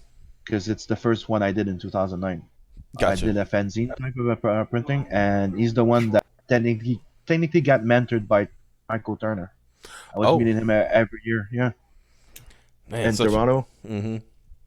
So yeah, he helped me put it. He helped me put it back together. It was something that I wrote when I was a kid. Then he's like, "You stop trying to go to Marvel or DC. Just work your own shit." Then he Mhm. goes, I tell him about the book. He goes, "Okay, go upstairs. Come back tomorrow with 2 to 3 page." And it was like that for like 3 years. Mm-hmm. And the fourth one was the one that he goes, "Okay, you're good to go. Go go go go go go go." And that Mm-hmm. was the last time I had to. After that, he passed. Yeah. Such a loss, by the way, for the comic book industry. Michael Turner was Yeah. an amazing artist. Mhm. An amazing man too. 'Cause he Oh yeah, was yeah, great. yeah. Everything I've ever read about him, obviously I never met him. You sound like you did, which is great. But everything I've read No, about yeah. him, he was a good guy. So. I'll tell you one that's the last year I went. Mm-hmm. It was when he was really sick. Okay. So I got to Toronto and I was supposed to meet him there, and they just canceled his viewing, his panel, and the entire table. He Mm-hmm. was going home because he was sick. But I get a message going, he wants to see you before he leaves. Oh wow. So I met him at his table, and he came with his crutches, and he spent the time with me, and that's when he said, now you have to finish it and just do it. Mm-hmm. So that's the reason why, in my every book that you will ever get from me, Right. it's dedicated to Michael Turner. Which I can see why. You're making me a little emotional over here. And I don't get emotional. Look what you've done to me. I'm supposed to be a manly man. I don't do. I've exposed your human side. Yeah, how dare you? Now my enemies know I'm vulnerable. Oh no. Oh wait, I forgot my enemies don't know I'm here. It's my way to say that everything you ever heard of, kind and good, Mm-hmm. it's true.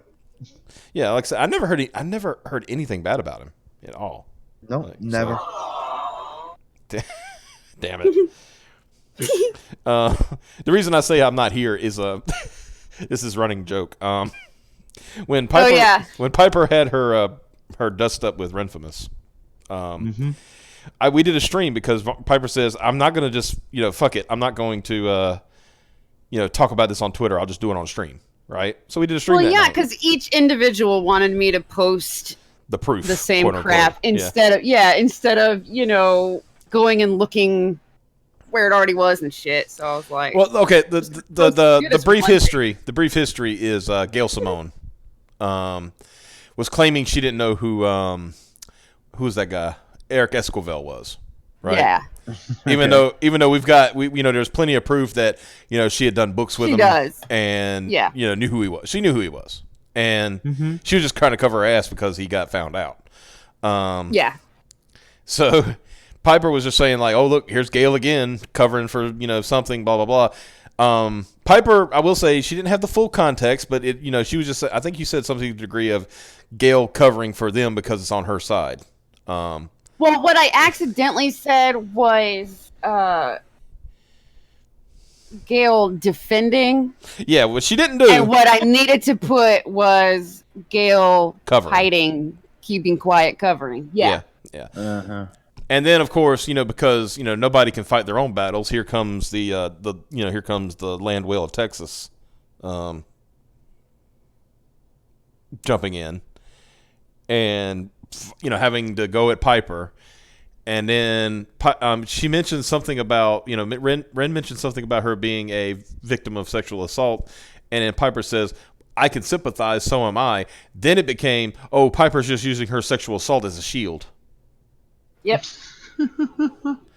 And so that went on for what, a day and a half? Well, she said that I just wanted a gotcha for Gale specifically, and that I didn't actually care about the victims of what happened. Yeah. And that's when I said, screw you, I care like fuck because I can sympathize with them. Yeah. That's when she... It's a bit like I can't stand victimhood at all. Oh, yeah. Yeah. Like, without getting into details, but just telling you that I used to live in an apartment held by my team. So, I don't need to get into details. Right. So, little people playing victim, not my type, not my cup of tea, right? Oh, yeah, definitely. Yeah. That's when, when people, like, at the end of my first campaign, people, that's how I got picked up in a way. Like, people were asking me the question, like, what you gonna do? What you gonna do? You're like at 18%. I'm like, what I'm gonna do if it doesn't work? Yeah. Oh, I'm gonna dust myself off. Yeah, and I'm gonna come back and ask for more. There you go. And they're all like, yeah. I'm going, yeah. If you knock me down, you better make sure that I'm getting back and I'm asking for more. I'm invested a lot into this book. I put I started like the first time I designed that character because it's a story I co-created with one of my friends called Danny, like the main idea. Yeah. But I'm the one that developed the entire thing and created the character. Like, right. He pitched like the idea of like a mobster that gets sent to like kill an old man, right? And he has to kill him in his sleeps, but he ends up being a vampire. He gets ripped to shreds. So it was like a little short, funny joke. But I decided to do that with Vincent because do you know the band called Powerman 5000? Yeah. Yeah. The song Super Villain. I wanna be. Yeah. But that's when I saw the image in my head and I'm like, boom. And I wrote the first story. I'm like, I created the character because I'm very like when I work my stories, I'm very character driven. Yeah. So I like to create my character, then the universe, and then put it in there. Yeah. Like that. Otherwise, it's not like that. The like the environment is made to fit with the story. It's not like no. You take the environment, you create your character, and then you play with it because a character needs to have flaws. That's why it makes different ways of reacting to certain things. Yeah. Right. Exactly. So that's why even in the design, when you look at Vin, that the guy's vain. Like he's proud of what he is. Like he looks good. Look at that design. He wants to look like Death. And as you notice, he pretty much wears that all the fucking time. Yeah. Yeah, he doesn't really put on just a pair of sweatpants and chills at the apartment kind of thing. Yeah, it's like the Batman thing. Like he's not Bruce Wayne. He's Batman. He is this. This is who he is. Yeah. And you're not gonna. Let me guess. You're not gonna see many scenes of Vincent eating dinner at the. and then going and taking a shit. Not at all. Yeah, you know what I'm busting on about that because that's the recent Marvel trend of, okay, everybody eats, so we got to show our superheroes eating. And or at Starbucks for like an entire fuck. Yeah, it's like wow, this is pretty much. This is thrilling comic books. But what you said about getting yourself and dusting yourself off and stakes like that. It reminded me of something somebody was asking me because I was kind of telling them about our idea for our book, which is called Midnight Cowboy, which will be called Midnight Cowboy. But one of the things they asked me, well, what do you want? How what are you going to ask for? I said, well, I obviously want to cover the costs, blah, blah, blah. And he said, well, what are you going to do? I was like, I mean, what are you asking? Is my goal? I was like, yeah. I was like, I want to be bigger than Cyberfrog. And they're looking at me like I'm got two heads, right? I'm like, no, you don't get it. I was like, why limit myself, right? Mm-hmm. I want to be bigger than Cyberfrog. I want to be bigger than Earthworm Jim. I want to be bigger than Batman. I want it to be bigger. Yeah. I want it to be the best comic book in the entire history of the world. Why should I settle for anything less? Now you're pushing. Well, but you know what I'm saying. But I'm just joking. Why aim for like, I mean, but instead, why not put out the best product that we can put out? That's what. No, I know. That's what I mean. I was just joking. No. I get what. Yeah. I know how you're playing. You're supposed to be like trying to strive to be the best and deliver the best and always getting better. Mm-hmm. So you can't do that without taking criticism. Right. And critics, mm-hmm. and there will always be an asshole. No matter what, there will always be an asshole in anywhere, any society, any religion, anything. There's always a fucking asshole. Yeah. Get a tougher hide, mm-hmm. Get a thick skin. Yeah. Don't take yourself so goddamn freaking seriously. Learn to laugh at yourself, Right. I mean, if I didn't know to laugh at myself, I mean, wouldn't be doing what I'm doing like right now. Exactly. Like somebody once said, it's like, if it was easy, anybody could do it. Yeah. Exactly. I mean, yeah. Well, Mata says that might be unrealistic. I don't care about unrealistic. It's my dream, right? It's what gets you going. It's what keeps you going. Now will book one be $600,000? Probably not. Right? I'm also a realist. But as we build momentum, book 2, book 3, book 4, et cetera, et cetera, et cetera. It might take me longer to get there, but I can get there. You know what I mean? Yeah, I'm starting with a bit of a. I'm sorry, you broke up. Between comics and live and make a. What the hell? Piper, what are you doing? I legitimately did not touch my phone at all. It's not even on that sound, and it made it. Oh Lord, Piper's phone is becoming sentient.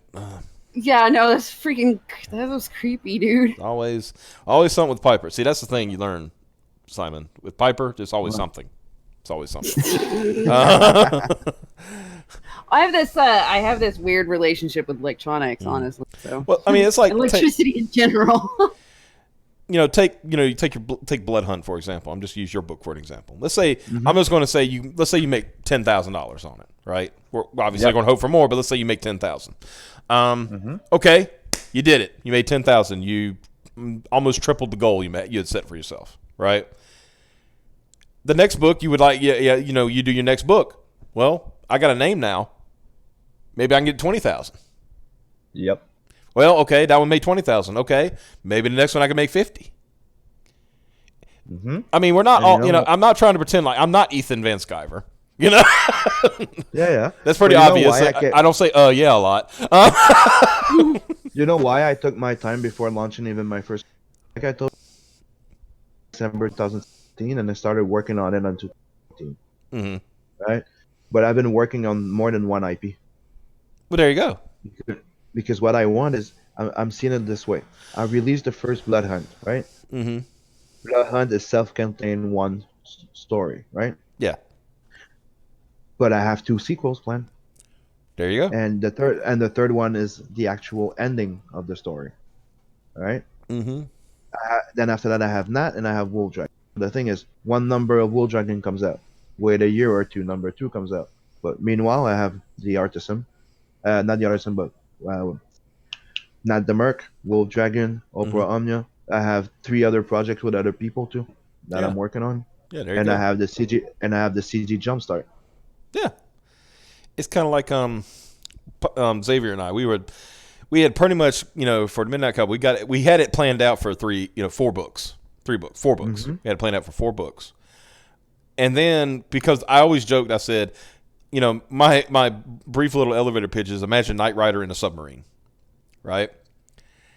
And so one day, Xavier, he decided to go on Amazon Prime, and he bought the first season of Knight Rider.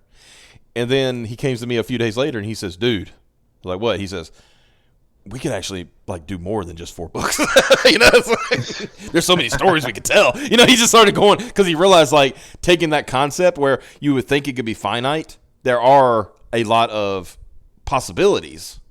You know, just thinking outside the box, right? So yeah, it's like me when I did this. I started researching lores and having different vampires and different creatures. Yeah.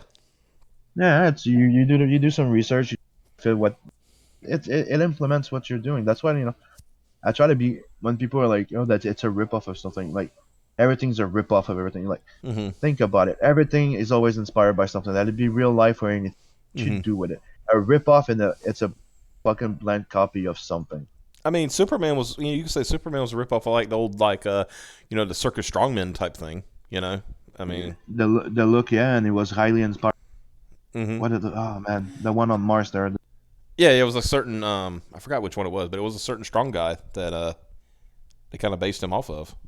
So yeah, but there was that series of novels there that guy something on Mars. On Mars. Yeah. I know what you're talking. I can't remember the name of it.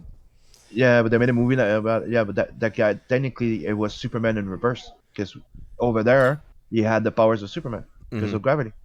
Yep. You could leap over tall buildings and stuff like that. Yeah. Yeah. So I mean, like I said, there's always inspirations. It's one thing, like direct ripoffs are one thing, right? Like calling a guy, making a character called Man Super. Well, you know what I mean? That's kind of okay. Oh, he's also got heat vision and X-ray vision, and he's super strong. And that's just Superman, dude. That's you're literally just changed names around. But inspired characters, I mean, there's plenty of those. And they can all be interesting. Like I said, one of my, dare I say, it was a Mark Waid story, but Irredeemable is one of the favorite books I've ever read. Because it took the Superman idea and made it evil. Yeah, I mean, I like the Kingdom Come that he did, but yeah. I mean, I don't have nothing. I don't have a penny for him now. Kind of thing. Because I didn't. For me, it was Hunter Killer that he did with Mark Silvestri. Yeah. I remember that one. That was a good one too. Yeah. Hey guys. Hey chat, y'all remember when Mark Waid was actually good at what he did? Yep. It happened. Oh, unlike Gail Simone, that there's nothing. Yeah. Speaking of gay people, hello Cab, how are you doing? What? See, that's why I need the hug got him one.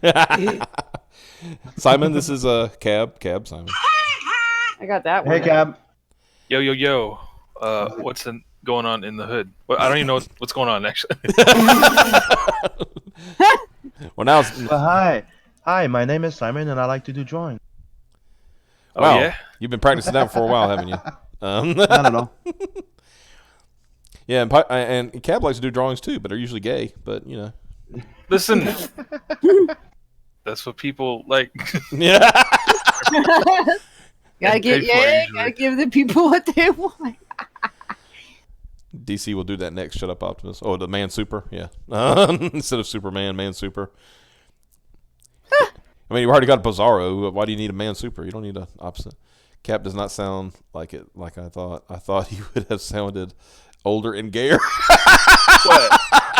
What? Like a 50-year-old lispy queer?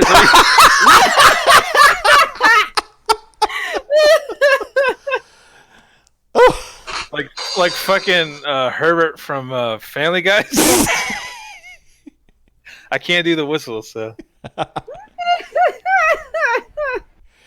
You see how like when he's around, everything just derails immediately, right? Like people wild out. I don't even have to encourage it. They just do it. Uh-oh. Thank you, Mr. Ricada. Glad you approve. So yeah, hi, welcome. He's a regular. He's a co-host of stuff. He just like he's an old man and he gets injured a lot apparently. And I'm on a lot of drugs.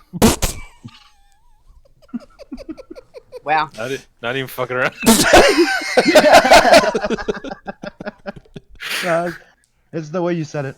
Yeah. That's him. That's like it. Just like all of a sudden it just comes out. It's like, oh, okay, all right. I think the reason you said I thought I would sound older is because I got like a bunch of old man. I got my rotator cuff, my fucking ankle, and, my sciatic nerve, and I got diabetes. No, I don't have diabetes, but Not I got yet. all the other Anyway, shit. yeah. I'm working on that, so hopefully. Oh yeah. You I forgot you bought your exercise bike too. Got my exercise bike. I got my not eating shit anymore. Speaking of which, I just accidentally drank some sweet tea, and I damn near puked. Oh wow. Yeah, it's been a long time since. How dare you? Tea. Yeah. The sugar is killing me. Me, I drink those more. I need to. What's that now? I'm sorry. The drinking of green tea, I drink that often. I have to. Oh yeah. What, sweet tea? No, I heard green tea. Sorry. No. Yeah, he drinks sweet tea. Like No.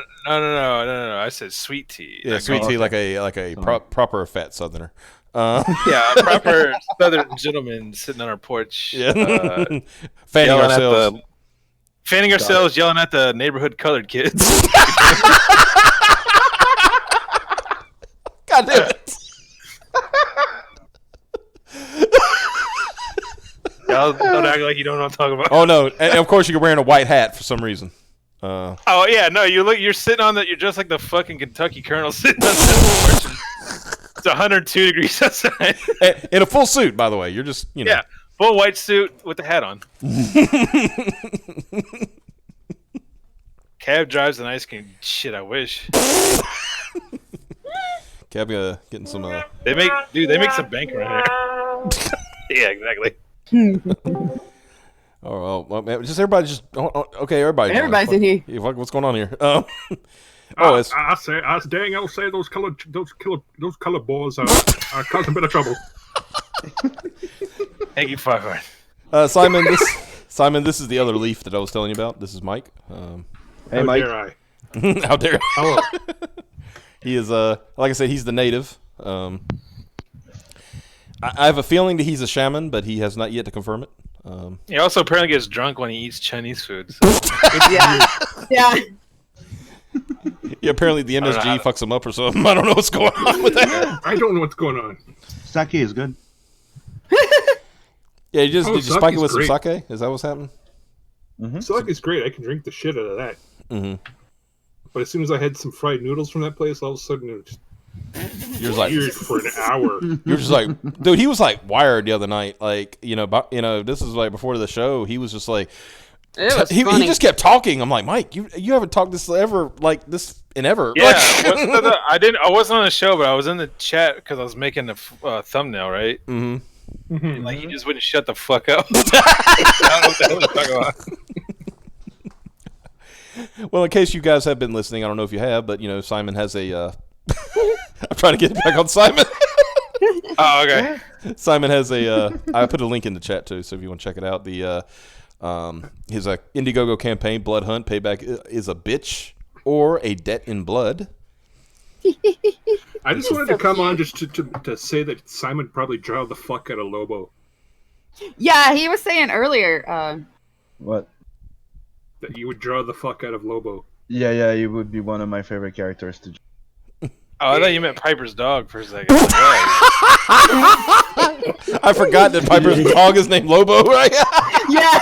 If you go take a look on my Instagram, you'll find a new sketch of Lobo, and I think you'll like them. Oh, sweet. Okay. What's your Instagram? Yeah. Simon. Hold on. I think it's under Simon Pothier. Okay. Uh-oh. You know what? Uh-oh. You know what? I'm gonna just put them in the chat for you. Yeah, and then I can go there. Yeah. Jameson And then I'll Cav link it in also the has comment. another personality, LOL. Oh yeah, Maybe. they think you're Xavier for some reason. Yeah. Although the one that thought that yeeted himself from like Everything. everything. Yeah. Maybe I yeeted him because he knew too much. Oh shit. You ever think about that? Mm-hmm. Oh. Oh man, there you go, Mike. Look at that. Oh my goodness. Whoa. Oh. That's like I don't know why, but staring at this picture has made me feel more manly. Right? Just being honest. You hear like a bitchin' like heavy metal guitar riff. Yeah, exactly. See, this is why I named my dog Lobo, and then my dog turns out to be a pussy, so it really sucks. I'll be honest, Simon Bisley is one of my idols, and I met him. Like, you want to? I have the exact fucking guitar riff that plays as soon as I saw it in my head, but here we'll just do this real quick. Gene Simmons. I'll shut it off before 30 seconds goes up. Okay, that's fine. He's about to throw throw our intern in here to our intern's a music bot.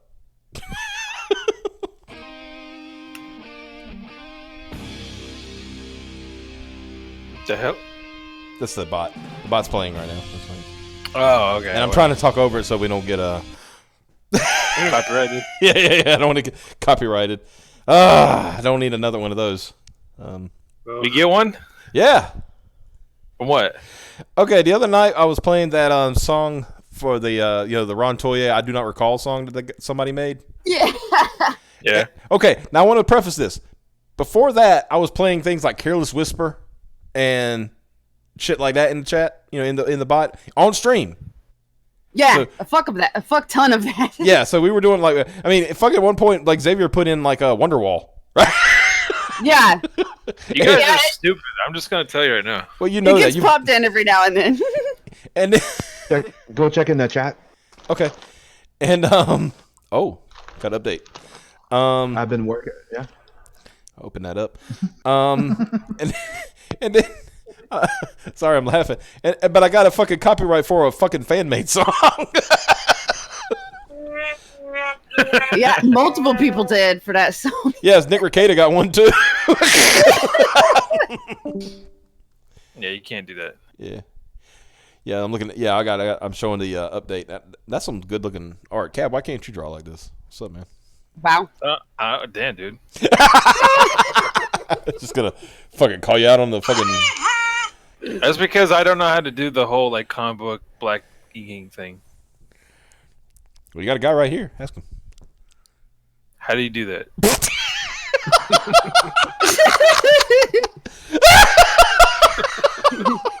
I mean, yeah, he told me to. Oh. I get it.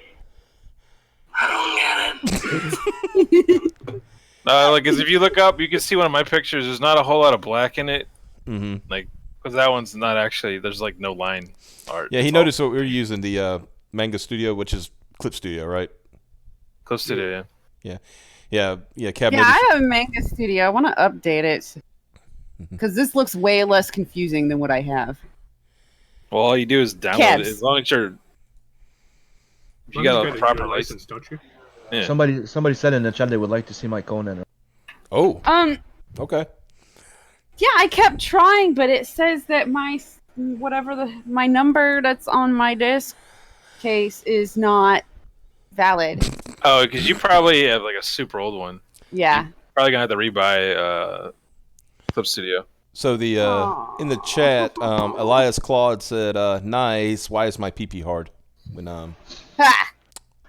I mean, I'm not gonna take like credit for that, but I think he's talking about the drawing, but on the. Oh, my bad. Oh shit.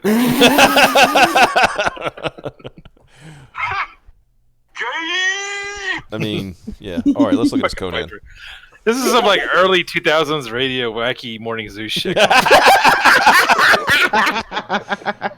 Well, that's why I wanted. That's why I accept. Yeah. Wait, what? As he said, that's why he accepted the invitation pretty much. He wanted to be on Howard Stern circa 1999. Yeah, I got that Conan one on the screen now. That looks good. Ooh, nice. Yeah, I'm a big fan of those. Yeah. The movies and the books and Mm-hmm. So did you buy the new Marvel book that had like 50 variant covers or some shit? I'm not that crazy. I heard about that. I was like, that's the dumbest thing I've ever heard in my life. 50 variant covers? Like, really? Mm-hmm. And you wonder why they want to make money. Yeah, I wonder why the comic book industry isn't healthy right now. I mean, Hey man, it sold a lot. It sold because it had 50 variant covers. Yeah. Well, let's rephrase that. It shipped a lot. Well, okay, yeah, it shipped a lot and collecting dust at the local comic shop that's going to go out of business in 6 months. Yeah, unfortunately. Yep. I don't know. I would even say unfortunately because a lot of these businesses they don't seem to want to push back. Like if they got together and pushed back against Diamond. Yeah. That is true. Some of the bigger, but they some don't. of, I mean, they're just rolling over. If you remember, like the ones that we talked about like before, you know, some of them are trying to push back and kind of enforcing their things. So, like, yeah, I'm just not going to carry this dumb shit, you know. Yep. Yeah, there's no reason they need to get overshipped fucking Squirrel Girl. Right. Finally, no one is buying. It's like now. Can you imagine like I always thought about the comic book, you know, owner in that situation. You know, they get their weekly shipment and they open up like, all right, I ordered like 5 copies of Squirrel Girl for my the people who subscribe to it. Opens up the box and says, why do I have 34? Yeah, why do I have a case of Squirrel Girl and I have to pay for this shit too? Caleb in the chat says, pro tip, any drawing tip that you may give Cab must begin with remember no penis. Yeah. That's if you don't want one. If you say that and want one, I don't know what the hell is going on. All right, I need to draw this big veiny penis. Just remember, no penis. There you go. Yeah, Simon, check the stream chat and you'll see I'm gonna put it in the thing too. This is the state of art in Marvel and DC right now.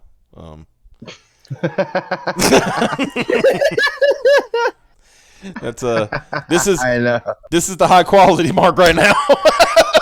Yeah, and this isn't even Squirrel Girl. Like, and it's like it shows that they're working off the 3D models and they're. Yep. Right? Yeah, that's exactly what they're setting up. They're tracing them and they're setting up the 3D models in their clip studio, and then they're just tracing over it real fast, and then coloring it, paint tool or the bucket tool, and that's it. It's for me. It's one of the comments that I get a lot that people are surprised that my stuff, Mm-hmm. But it's because I take the same approach as traditional. I don't use those things.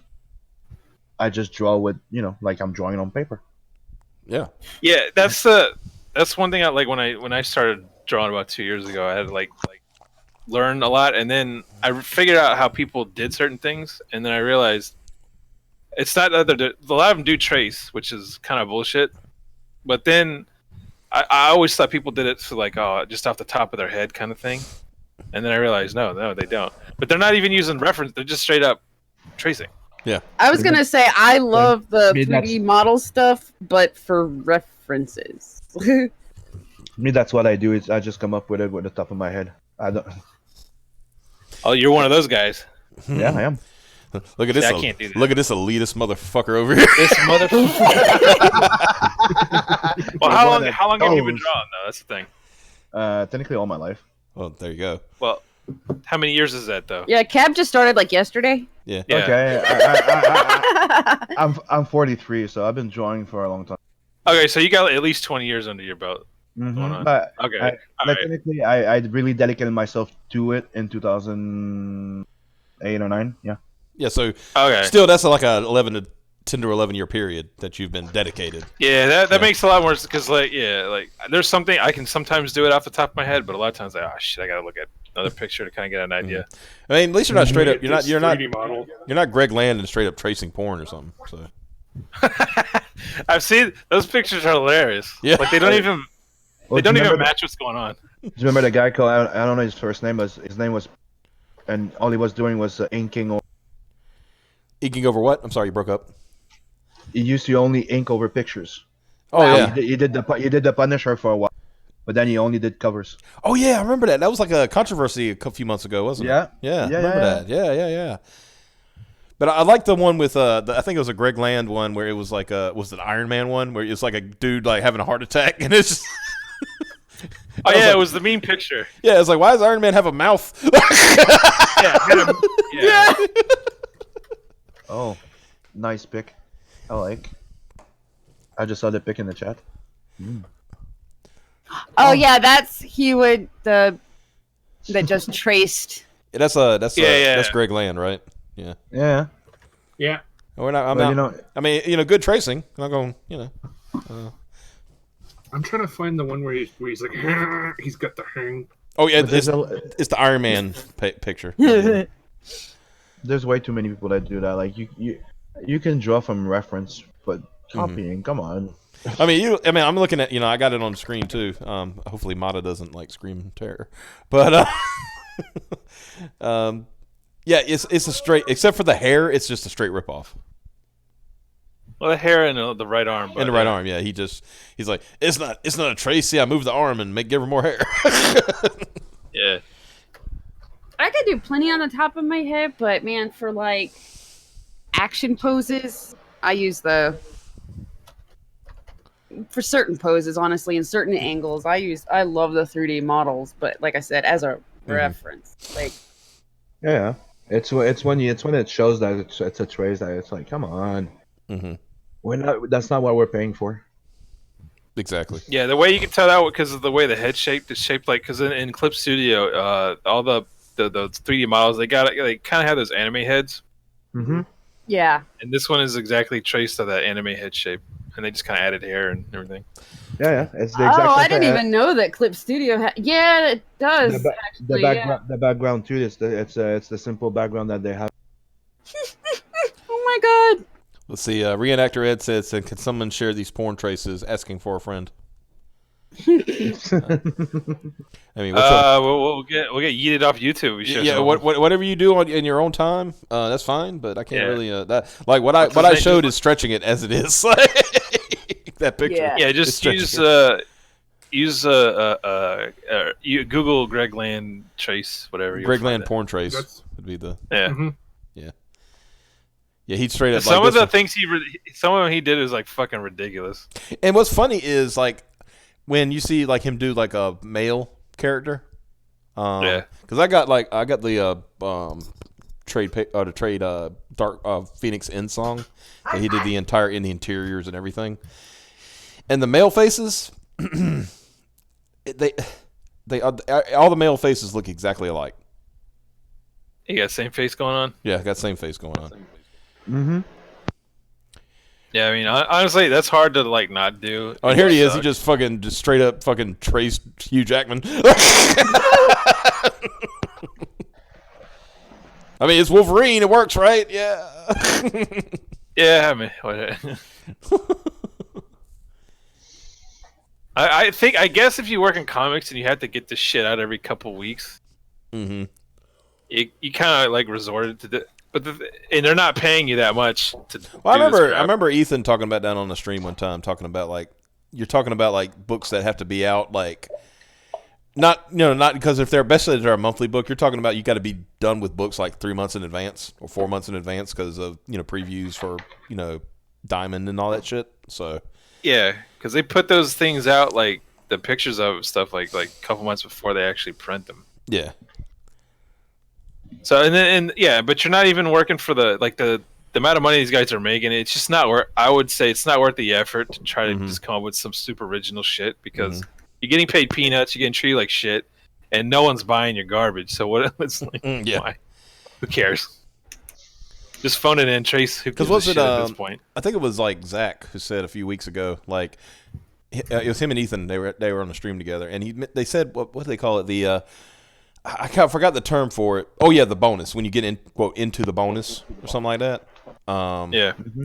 That you have to sell, like the book has to sell at least 45,000 copies to get into the bonus, right? There's not a lot of books that do that these days. Like Batman, Spider-Man. That's about it. If you're not on those. Yeah, the only person I can think of doing that shit is like what Sean Gordon Murphy lately or something like that. Yeah. He's about the only thing doing it. Yeah. But it's just that thing. It's like what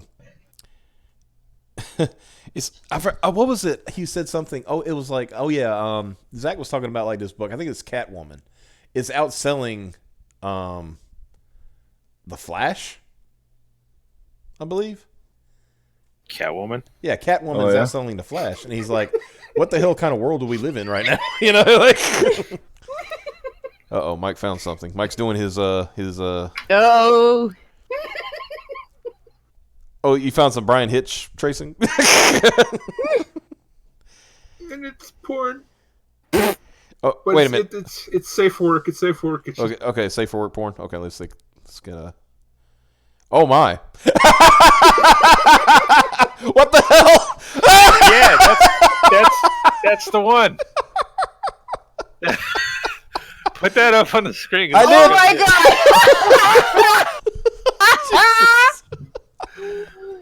That's the one I always see that I laugh my ass off at because it's just so obviously just does not fit. You're at right. all. Wow! What? Wow! Like if you were drawing porn, sure, but it's just supposed to be like an action scene in a comic. It's an action scene in a comic. What the heck is she supposed to be doing? I don't think she knows. I realized it was kind of small on screen, so I made it bigger. Jameson's why do you think manga kicking secret, but a lot of those manga artists and stuff, they all use Clip Studio Paint, and a lot of them use those the 3D models to like pose their pictures and then just trace over it. Mm-hmm. Yep. Manga So is that- still kicking ass though because titties. Well, that's because a lot of they're also getting paid fucking nothing, so they're just trying to get it done and under the as fast as they can because they're not getting paid shit for that stuff. Well, let's just say you don't want to spend three days on a $100 page on. Yeah, exactly. Yeah. Yeah. That leg. Yeah. What did it say? That leg is just bent at such an unnatural angle. I mean, well, she's getting very. Yeah, it's obviously look like it's supposed to be some dude plowing her from behind, holding her leg up. And it's just, Yeah. It's just imagine that there's a black dude standing there.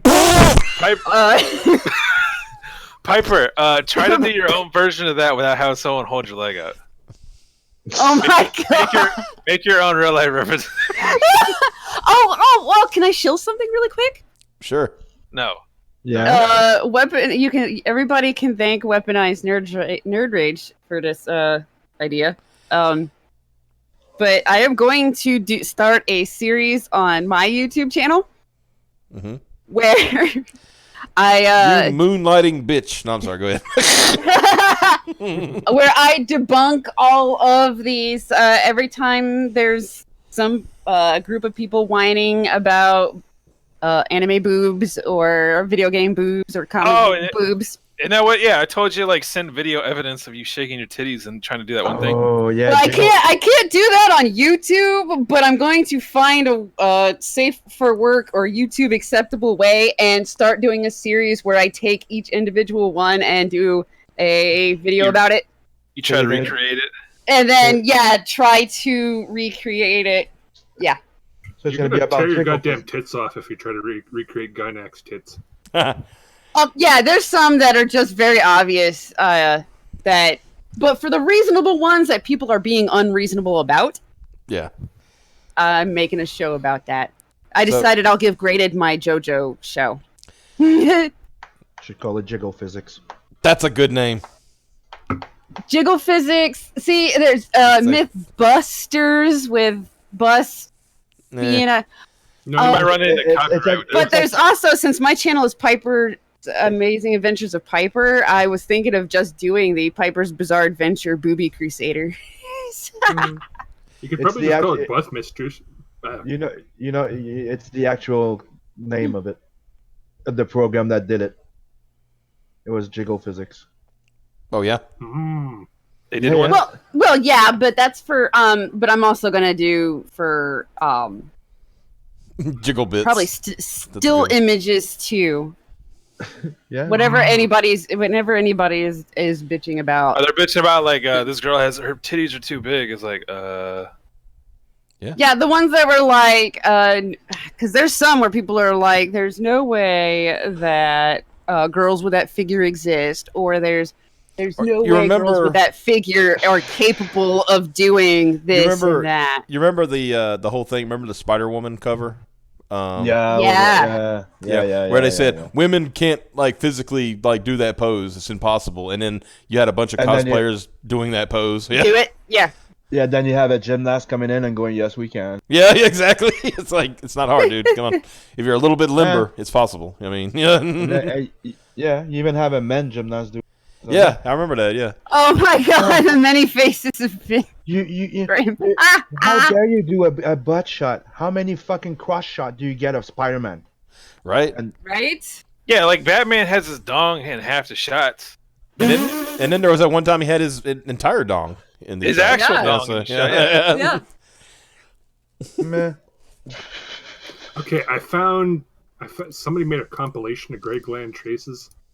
I like how this went from Wow. show the book to look at all this stuff Greg Land did. Yeah, dude, if you look at this one, she probably also has a penis in her hand. So Oh, you mean the one, Nice. the first one? the weird one that we were just laughing at. Yeah. What's funny is like you can see where he put like something in the image where her leg is to make it look like, that's why she was making that pose kind of thing. Yeah, like she was dodging this rock by doing that. By getting plowed on this side. Anyway, Right? How can you see anything other than somebody getting banged by the Invisible Man? Like, Yeah, I'm going We to. can I'm tie this zooming- into I'm to zooming show into the book that. and then, I'm zooming into that one Iron Man one. That's the really funny one. oh, there's the mean one. Yeah. Yeah. You can show this with Simon's book, and that he does not trace in BloodHunt. yeah. No tracing. No He's a glitter. good boy. No glitter, no tracing. Yep. what's a glitter? Oh my god, I vampires forgot about that Iron Man one. That's so creepy. Sparkles. Yeah, sparkles. Like like- in the what was the name of that freaking movie again? Twilight. Oh, Twilight. Yeah. Bunch of The crap. glitter when they go into the sun. I never even watched the movie. Yeah. It's like they dispelled like in their thing they dispelled like how vampires just blow up in the sun. It's just like no, they just they sparkle. Like Yep. Yeah. I'm gonna write a You know comic what book I about hate? You know what vampires. I hate is that I don't know, the werewolf whatever's apparently they have a symbol that is an actual Northern Native American wolf symbol. Mhm. And so that stuff is on a whole bunch of Twilight stuff, and I have that tattooed on me before Twilight came out, and I'm so fucking pissed. Oh, Which tattoo is that one? The one where I have a totem on my arm. Oh, okay. Oh, I know. It's I know what actually you're talking super meaningful, and the wolf head is the top of the totem, and it's really freaking meaningful. And now I get, so your team, whatever that guy's name is, about. right? So a bunch of vampire fan fiction bullshit blew up your meaningful tattoo.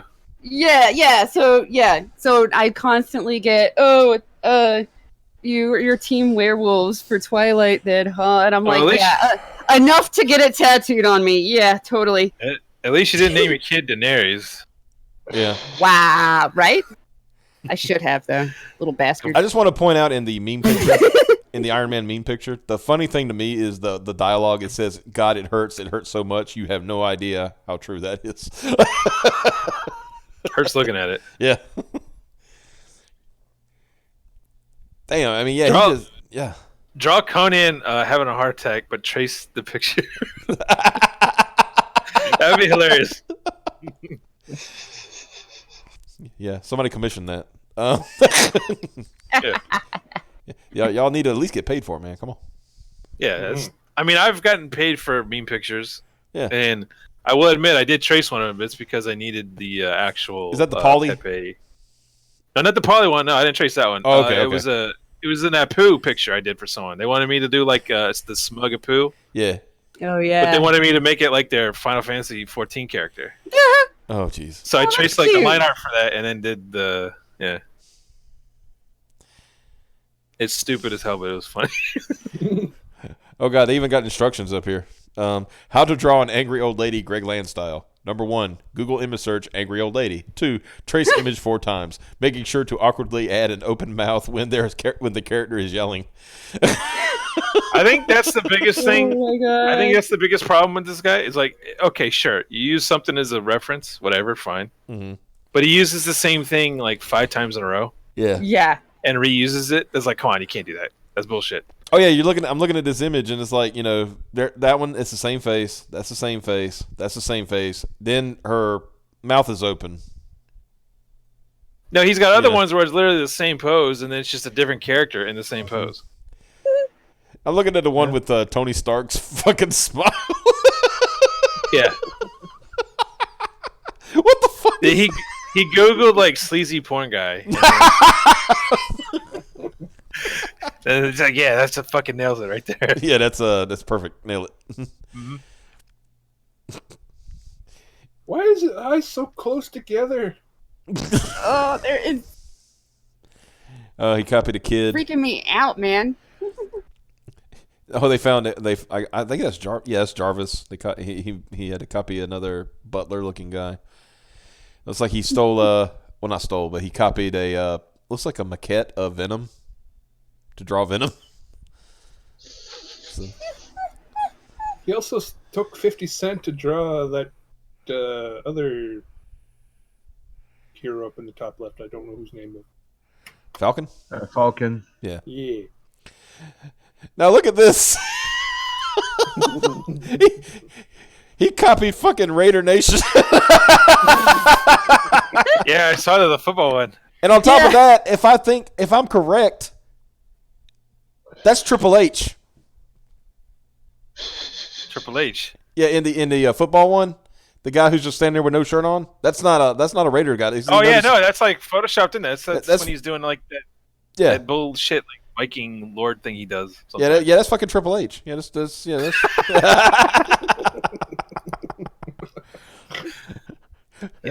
That's one of the things. There's a lot of artists that are starting to do for photo mock-ups and for drawing and then draw over it. Yeah. That really gets me. Yeah, like it makes it makes sense. That would be okay if they took the photos themselves. If they went and asked somebody to do certain poses or whatever. For example, wait. For example, Alex Ross did that all the time when he would paint. Yeah. But that made sense because he was using it as a reference to do Superman, or and to paint. He was actually painting the thing, not tracing over. Yeah. He would take a photo and then use that photo as a painting, as a model to paint it. So. Yeah. Yeah, that like a lot of people get mad. Like, oh, you reference, you're cheating. No, like, dude, how do you think Michelangelo or Leonardo and the other Ninja Turtles? How do you think they did all their paintings? They had people sitting in a chair, laying on the ground, or whatever the fuck for hours on end while they looked at it and did it. Yeah. In specifically Michelangelo's case, it was all big burly dudes. Even the women were big burly dudes. Yeah, they were. I'm part of the ones that like to create the thing, like sculpt it. Mm-hmm. It's part of the thrill that I have about it. Yeah. So doing that to me is kind of like pointless. That's right. Yeah, I get you on it's that. It's where I get my thrill, like building the form, getting the shape. Mm-hmm. Yeah, of course. You'll take some reference for like a movement or something. Thing is, you actually try and build it. Yeah, that's like I'll have a concept or an idea or like an image in my head, but I can't see it. If that makes sense. Yes. Yeah. And then when I try, won't come out. So I have to like look through like 20 pictures to kind of like approximate what I'm thinking. Mm-hmm. Yeah. And then finally I can like piece all that together into like an actual picture that I'm working on. And then it's showing this on over here where he just recycled the same poses 3 times. That's what I'm saying. That's what's more stupid than anything. Like, using the reference, whatever, fine, okay. You're doing a cover, whatever, that's fine. Mm-hmm. But using the same one over and over and over, that's a little cheap. See, Simon, you've been doing this wrong the whole time. I mean, obviously, you just need to. You can knock out 30 comics in a year. Just do this. Yeah, come back to big money. Yeah. I mean, then then maybe you'll get hired by Marvel. Yeah, you'll get that coveted X-Men book spot. That literally no one wants to do anymore. I like the satisfaction of working on my pages. Looking at them and that I work my ass off on them. Yeah, exactly. Yeah, I think a long time ago, a lot of people was like, "Yeah, I made it big when I work on X-Men." That's like 15, 20 years ago. But then nowadays they realize those IPs are so degraded that working on it does not mean shit anywhere. Like even for me, I'm a nobody. I just do $50-$100 commissions every once in a while, and even if I got like, I wouldn't. Oh, I work on X-Men, big fucking deal. Yeah, I got paid $2 a page or some whatever more shit they're doing nowadays. Yeah, that changed a lot. Yeah. I was gonna say for that cheap, my drawings would look like Squirrel Girl too. So yeah, that's the thing. That's because they're paying so low. That's why they're getting such crappy quality, or like just dudes just tracing shit. Well, I've just said they've been tapping into the Tumblr-arenas and shit. I don't know. Well, yeah, see, it's because now they like bragging, like, look, our artist is the same color as the main character. Yeah. Like the problem is like Marvel are dealing with their mediocrity. Like, let's just go with the simplest thing that we can have that anybody could reproduce type of thing, fastest produce and just deliver and just mass produce everything. And that why do you think the LCS are dying? Multiple covers, stupid fucking comics that don't sell. People don't like them anymore. You have a really cool cover, you open the thing, you're like, what? Yeah, dude, exactly. Or what Marvel done is like, because when we were doing like the previous show, when we were remember we were dunking on Riri Williams before, and that whole the dude that run of Iron Man. Oh, Bendis, yeah, the guy whoever like did the color. I don't know if they had a different artist as the colorist, but whoever did the art for those books like knocked it out of the fucking park. They were really good, but they were putting them on like really mediocre. Yeah, you open them up and the art inside is... It's really good. It's the Riri Williams. Who fucking cares? You know what I mean? They're misappropriating their resources to really shitty places. Like that guy should have been working on X-Men or fucking Captain America or something. Yeah, one of the high tier books, but no, he's doing... One of the higher tier, but yeah. Not Riri Williams Iron Man. Yeah. But well, it's kind of like, the whole thing with this X-Men, this whole relaunch that they're talking about doing with X-Men. It sounded like it was going to, they tried to build hype for it and make it exciting and stuff. And then you find out they're going to launch like 8 books. I'm like, well, you're just doing the same thing over again. Then fuck off. You just spreading it over, you're spreading the story out over 100 books that no one's going to buy because who fucking cares? And of course you hear the whole thing. It's like, oh, well, we have to do new number ones because like they just don't sell unless they're number ones. It's like, I'm going to call bullshit on that because... yes, it was the 90s. Speculators, blah, blah, blah, whatever. But some of the most hyped books was like the anniversary issues, like like issue 450 or issue 200 or, something like that. It's like you could hype that book because, hey, we've been doing this for 200 fucking issues. And, when I had a whole bunch of comics, a lot of them were like anniversaries, like number 100s or number 250s and things like that. And they had blown out like hologram covers and all that shit, Yeah. And they sold fine. Yeah. Hell, you go to the comic shop when they were still the speculator stuff. Those books were like $10. Yeah. Like 3 weeks after they came out, instead of the $1.50 whatever was the original cover price. Yeah, but it's funny how back if your then story is interesting, they will buy it. It doesn't matter what number. It's just funny how you could build hype back then, and with numbered books, but now they can't seem to do it. It has to be. You could build hype back then with numbered books, and there was no fucking internet. Yeah. There's no message boards. There was. People, the best you could do was get your friends on like a 3-way phone call. kind of like what we're doing right now. Yeah, and they could still sell hundreds of thousands of those things. Right.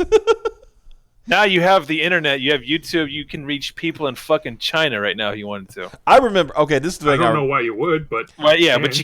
But you can't even sell 2,500 or 25,000. I don't know. I think y'all might have heard this story from that Ethan Van Sciver has told before, but he talked about when he first did Cyberfrog for Harris Comics. It sold 80,000 books, right? The first one, back in the 90s, and that was a disappointment. Yeah, 80,000 was like, oh, dude, what are you doing? He's like, man, you need to fucking go play Minecraft and get out of here. Now 80,000. That's what I was talking about. That Sean Gordon Murphy guy, like his Batman White Knight stuff. That's where it sort of like evened out at after like the first couple. Yeah, his didn't dip like it should, like a lot of them do. It just kept. It went up and down, but it stayed pretty even. Yeah, for the run. And 80,000 to 100,000 was what he was doing, which is considered out fucking standing nowadays. Yeah. That's why he's got more work, basically. That's what I was saying. It's like, just back in the 90s, if you did 80,000, it's like, oh man, fuck you, you suck. Like, Yeah, they would take you off of whatever, and they'd put you on like Daredevil or something. That's what would happen. Yep. You weren't on the X-Men anymore. Yeah, you're off X-Men. But we're gonna put Simon on X-Men when we buy Marvel. All right. I mean, at this rate, I'm thinking. I mean, I've always said that Marvel and DC are they're just IP holders now. They're not really, who care, they don't give a shit about their comics. As long as we bring them back to the good old Jim. Oh yeah. Exactly. So I'm good. Yeah, how about like? I thought you said the good old Jim Crow days. You kind of. I'm like, whoa. What did Joe Biden say back in the day? We're gonna put y'all back in chains. Yeah. It's like, whoa, I didn't know we were going that, but okay. All right. I mean, No, the good old Jim Lee days. Yeah, that's why. Yeah, but is Simon our guy? Yeah, what's going on? What do you know about? Doesn't Jim Lee run DC now? I don't think does he even know what his job is? He co-runs it, and even then, I don't think he knows what his job is. Like, what was that whole thing? Like, he went to Walmart and like fucking like saw a book at one of the DC books in Walmart, and he was all like, "Oh, look, this is so exciting!" And like, no. Oh, that was a person that found one of Gail's books at the time. Oh, no. I know that bag. Oh, that's a different one. That's a different story. But no, this is recent. Okay. This is Jim Lee like going to Walmart and like seeing. He's like, "Oh man, I didn't know they did this." It's like, but dude, you supposed to be running the fucking company. What the hell? Yeah. How do you? Wow. Okay. Yeah, that is different. Yeah. Yeah. I don't think. I think they just kind of because he's Jim Lee. Yeah, Jim Lee, you need to go back to the easel, my dude. Yeah, he's sort of like the last of the old guys, kind of thing. Yeah. Like the job description is quite easy. Be Jim Lee. Yeah, pretty much. Yeah, he's like Stan Lee, where he didn't really do anything. He just had him trot him around every once in a while, put him in a movie or something. Yeah, just to say Jim Lee or Stan Lee's there. Yeah.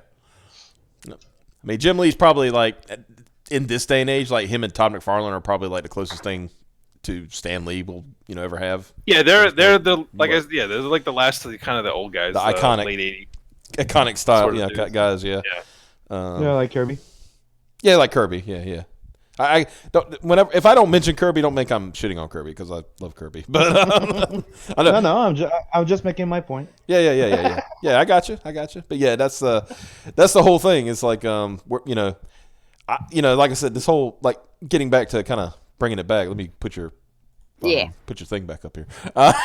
Your campaign. Let's see if Cab got in here. Give it some star power. See if we made any money. I say we like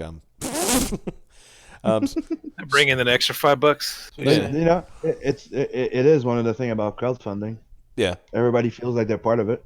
Well, yeah, that's kind of like whenever I've had somebody on, I said, let's see what we made. And I'm like, well, I didn't really make anything. Yeah. I just, but I'm trying to help out here. But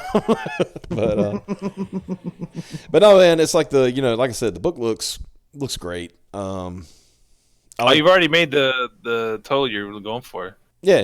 The initial goal, yeah. Yeah, he made that's pretty cool. Yeah, he made his fixed goal, and he said once the 20 days are up, he will go. Just to recap, in 20 days when it's over, you're going to go in demand, but you're going to cut off like the whole page thing because you actually got to finish the pages.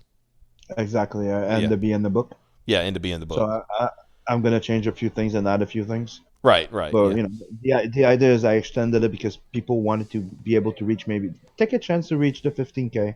Right. So I decided to do it because 15K the book becomes 80 page. So right.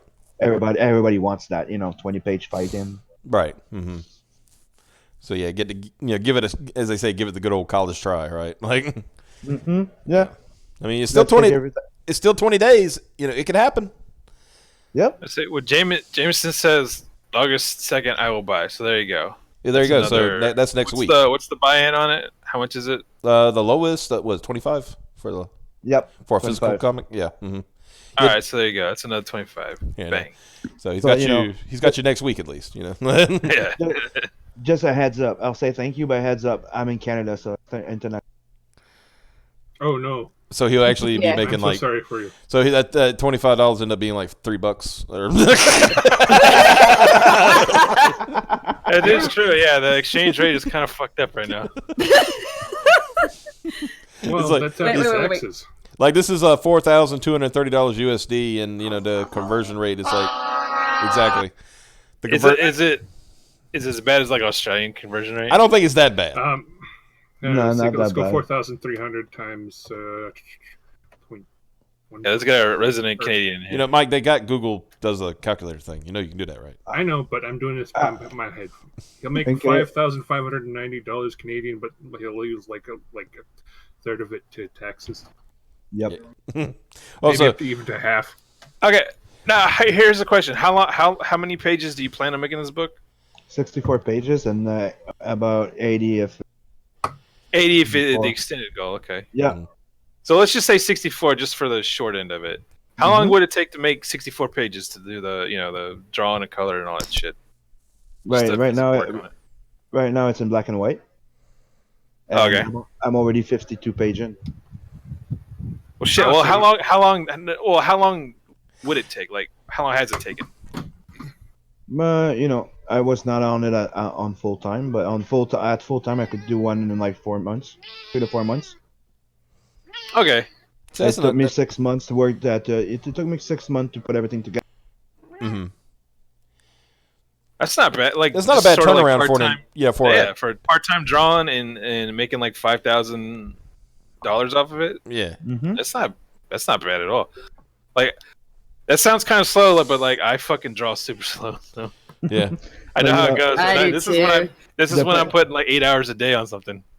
Yeah, the pages on that book that there's some spreads like double pages that are like took me a week.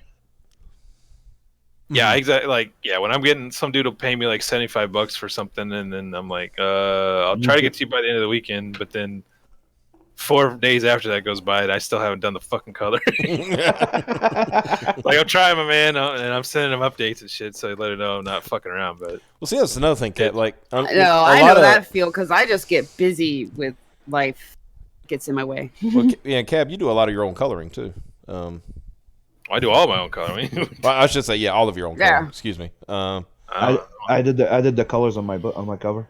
Oh, okay, cool. Nice.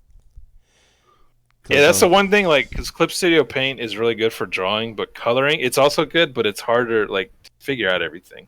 No, Especially if you want to do like special effects. I'm having a hard time with that crap. the special effects. Yeah, like It's a bit simple. Did you go through the interface tutorial? probably, but that was like 2 years ago, so I don't remember shit about it. Because it took some getting used to it, because when you're used to Photoshop you have like different brush to imitate a certain type of pen, right, or brush.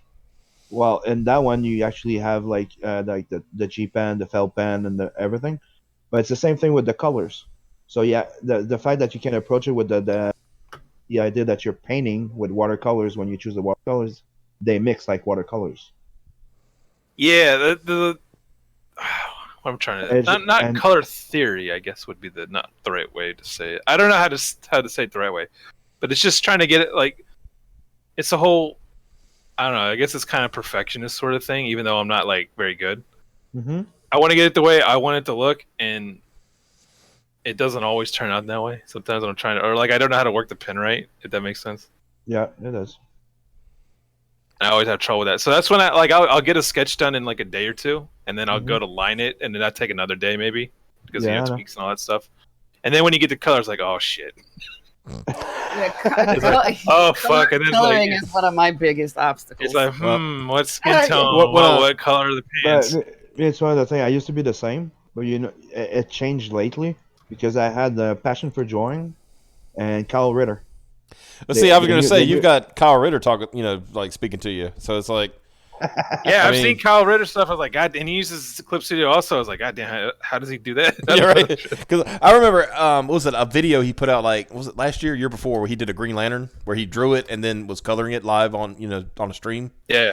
I'm like, holy fuck. Like, this guy's fucking amazing. He's like doing shit that's like, how's he doing that with a fucking computer program kind of thing? It's like, holy, and it's like, it looks amazing. I was like, so yeah, if you can, anytime you can get tips from Kyle, I think that's a good day. Yeah, like Kyle, like if you want to do like really good like comic book style coloring, Kyle Ritter does a fucking outstanding job. Yeah. But we're in a group together on Twitter, and I'm sorry, you broke up. I shared the on one of the Twitter DMs where we're in a group, and I'm touching up the colors. He goes, "Do you want some suggestions?" Fuck yeah! It's like yeah. I just went like, "Fuck yeah!" It's kind of like how the dog when it's thirsty, it's like, like what type of question is that? Like critter comes in and goes, "Do you want some suggestions?" Of course I want. What do you think I'm? Yeah, that's like, would you like $5? It's like, oh yeah. That'd be like if Ethan came in and says, "Hey, you want me to show you how you do hatching?" He's like, yeah. Yeah, you want to see how I do line weight? Yeah, okay. Sure. Yeah. I mean, I get the idea, but any tips will help. It's like, exactly. It's just like, you getting fucking. I mean, if you're talking about a guy like Kyle, I need to talk more about his campaign. I'll probably do that tomorrow night when Wyatt's on. But the thing is, it's like this. He went from like nobody knows who this guy was to like everybody wants to like him to color their books. Oh, but he's better than like 90% of the co-professionals. Well, it's funny you say that because I took. Well, remember that? I don't know if you were there, Cab, but that stream where we made fun of Moose Ballman, right? I don't think I was on that one. You might not have been on that one. Piper was there, of course, but I'm always there. Yeah, we took this picture. Because you remember when Ethan was like first, talking about he was going to do Cyberfrog for a campaign. Moose did the colors first, right? Right. Well, Kyle redid those colors to the same drawing, and it's like night and day. Right, and Moose Ballman is like Kyle, like a 30-year vet in the fucking industry, and yeah, getting this little shaggy deaf kid comes in and fucking shows him up, blows him the fuck out, for free. Did he do it for free just as kind of like it just show he could do it, and then that's how he got hired? Yeah, pretty much, yeah. Because the original, like the whole, like I remember the whole like controversy was, Ethan was going to hire somebody else because Moose was like slow, and that's when Moose like became a whole. He became a fig about the whole thing, and said, Ethan's like literally a trash human being, and even though I came up with a name for his sketchbook, My Struggle, it was actually him. He's the Nazi, not me. Oh God, yeah. Yeah, and all that bullshit, and so then exactly. And then Kyle pops in. And he does like I think we can all agree infinitely better job, and probably twice as fast. Twice as fast, yeah. Because like I've literally seen like Ethan will post the thing. He's like, "Here's my line art." Next day, oh, here's Kyle's colors. Like, oh. Here, I will say one thing. It's like when you're coloring and like everything just clicks. Yeah. Oh. You can do it. You can knock out a picture in like 3 hours, no problem. Like a really detailed one. Yeah. And I think. With Kyle, he's gotten to the point where it just clicks all the time. That he knows he's got his process that's set up, and it just does it for the most of the time, and it works. And then you can knock him out real fast. It's kind of like with Dragon Ball. You train with weighted clothes long enough, and you just be used to it. It's like whatever. Something, yeah. It's so yeah. I mean, because some pictures, like I've done pictures where I've sat down in one sitting and done an entire thing detailed with whatever. And other times I've taken something that was probably slightly less complex. Yeah, and it's taken a fucking week to do. So yeah, it's just one of those things where sometimes it works and sometimes it doesn't, and you just got to keep going over it and over it. Okay, so I'm looking at the chat and they're saying, "Christ, you're still going." So, and I know Piper's probably dying. Motherfuckers came to us. That's true. Yeah. I am so tired. And so yeah, excuse me. So yeah, Piper's probably dying over here. So we should probably start wrapping it up. She's an alcoholic. Don't worry about it. Not today. Wait, I thought she was a drug addict. I thought she was on the cocaine that you. She's not as cool to be on cocaine. Oh yeah, I got something to tell you when we get off stream. Wow. But anyway, but yeah. So once again, check out Simon's book here. BloodHunt. Payback is a bitch or a debt in blood. The fucking things are just popping up on the screen. It's like So yes, please check out his campaign. Anybody who comes along and watches this little stream later. It's been great having you, by the way. Thank you. It was great coming. I think this is the first. It was fun. That was a lot of fun. And it's the first time like 2 leaves have been in the chat. And that's too many. we will delay the day of the rake for you guys. We're going to reprieve. No, if you're going to help us accelerate it. Yeah, it's at the leaf blowers. Okay, well, Simon, do you have any more any final comments before we sign out? Follow me on Twitter. I got your got your account right here. Check out our friend Ardana. Oh yeah, We're the wizard friends at the Extractors. City of Venus by Vinny. Yeah, I'm gonna try to get all those people on too at some point. Because like I said, Wyatt's gonna be on tomorrow, so we're talking about Ardana then. Yes. Yeah, he needs he's in and he's literally in a final stretch, so he needs some help. So. Yep, the badass warrior, babe. Yeah. And if he gets to 5K, he gets a special double-sided Sterling. Nice. So yeah, so like I said, God damn it, Piper! I'm trying to close the shout out. Why do I have women on the fucking stream? Like, Yeah. Like we all make mistakes, dude. yeah. God damn it! I ain't never gonna get that. Okay, I'm guys, we appreciate you joining us for tonight. The people who stayed later, we appreciate it. Like I said, tomorrow night we'll have Wyatt Holiday on, and we were going to talk about his book, Ardana. And yeah, so y'all have a good one. We will see you then. Bye. Bye-bye.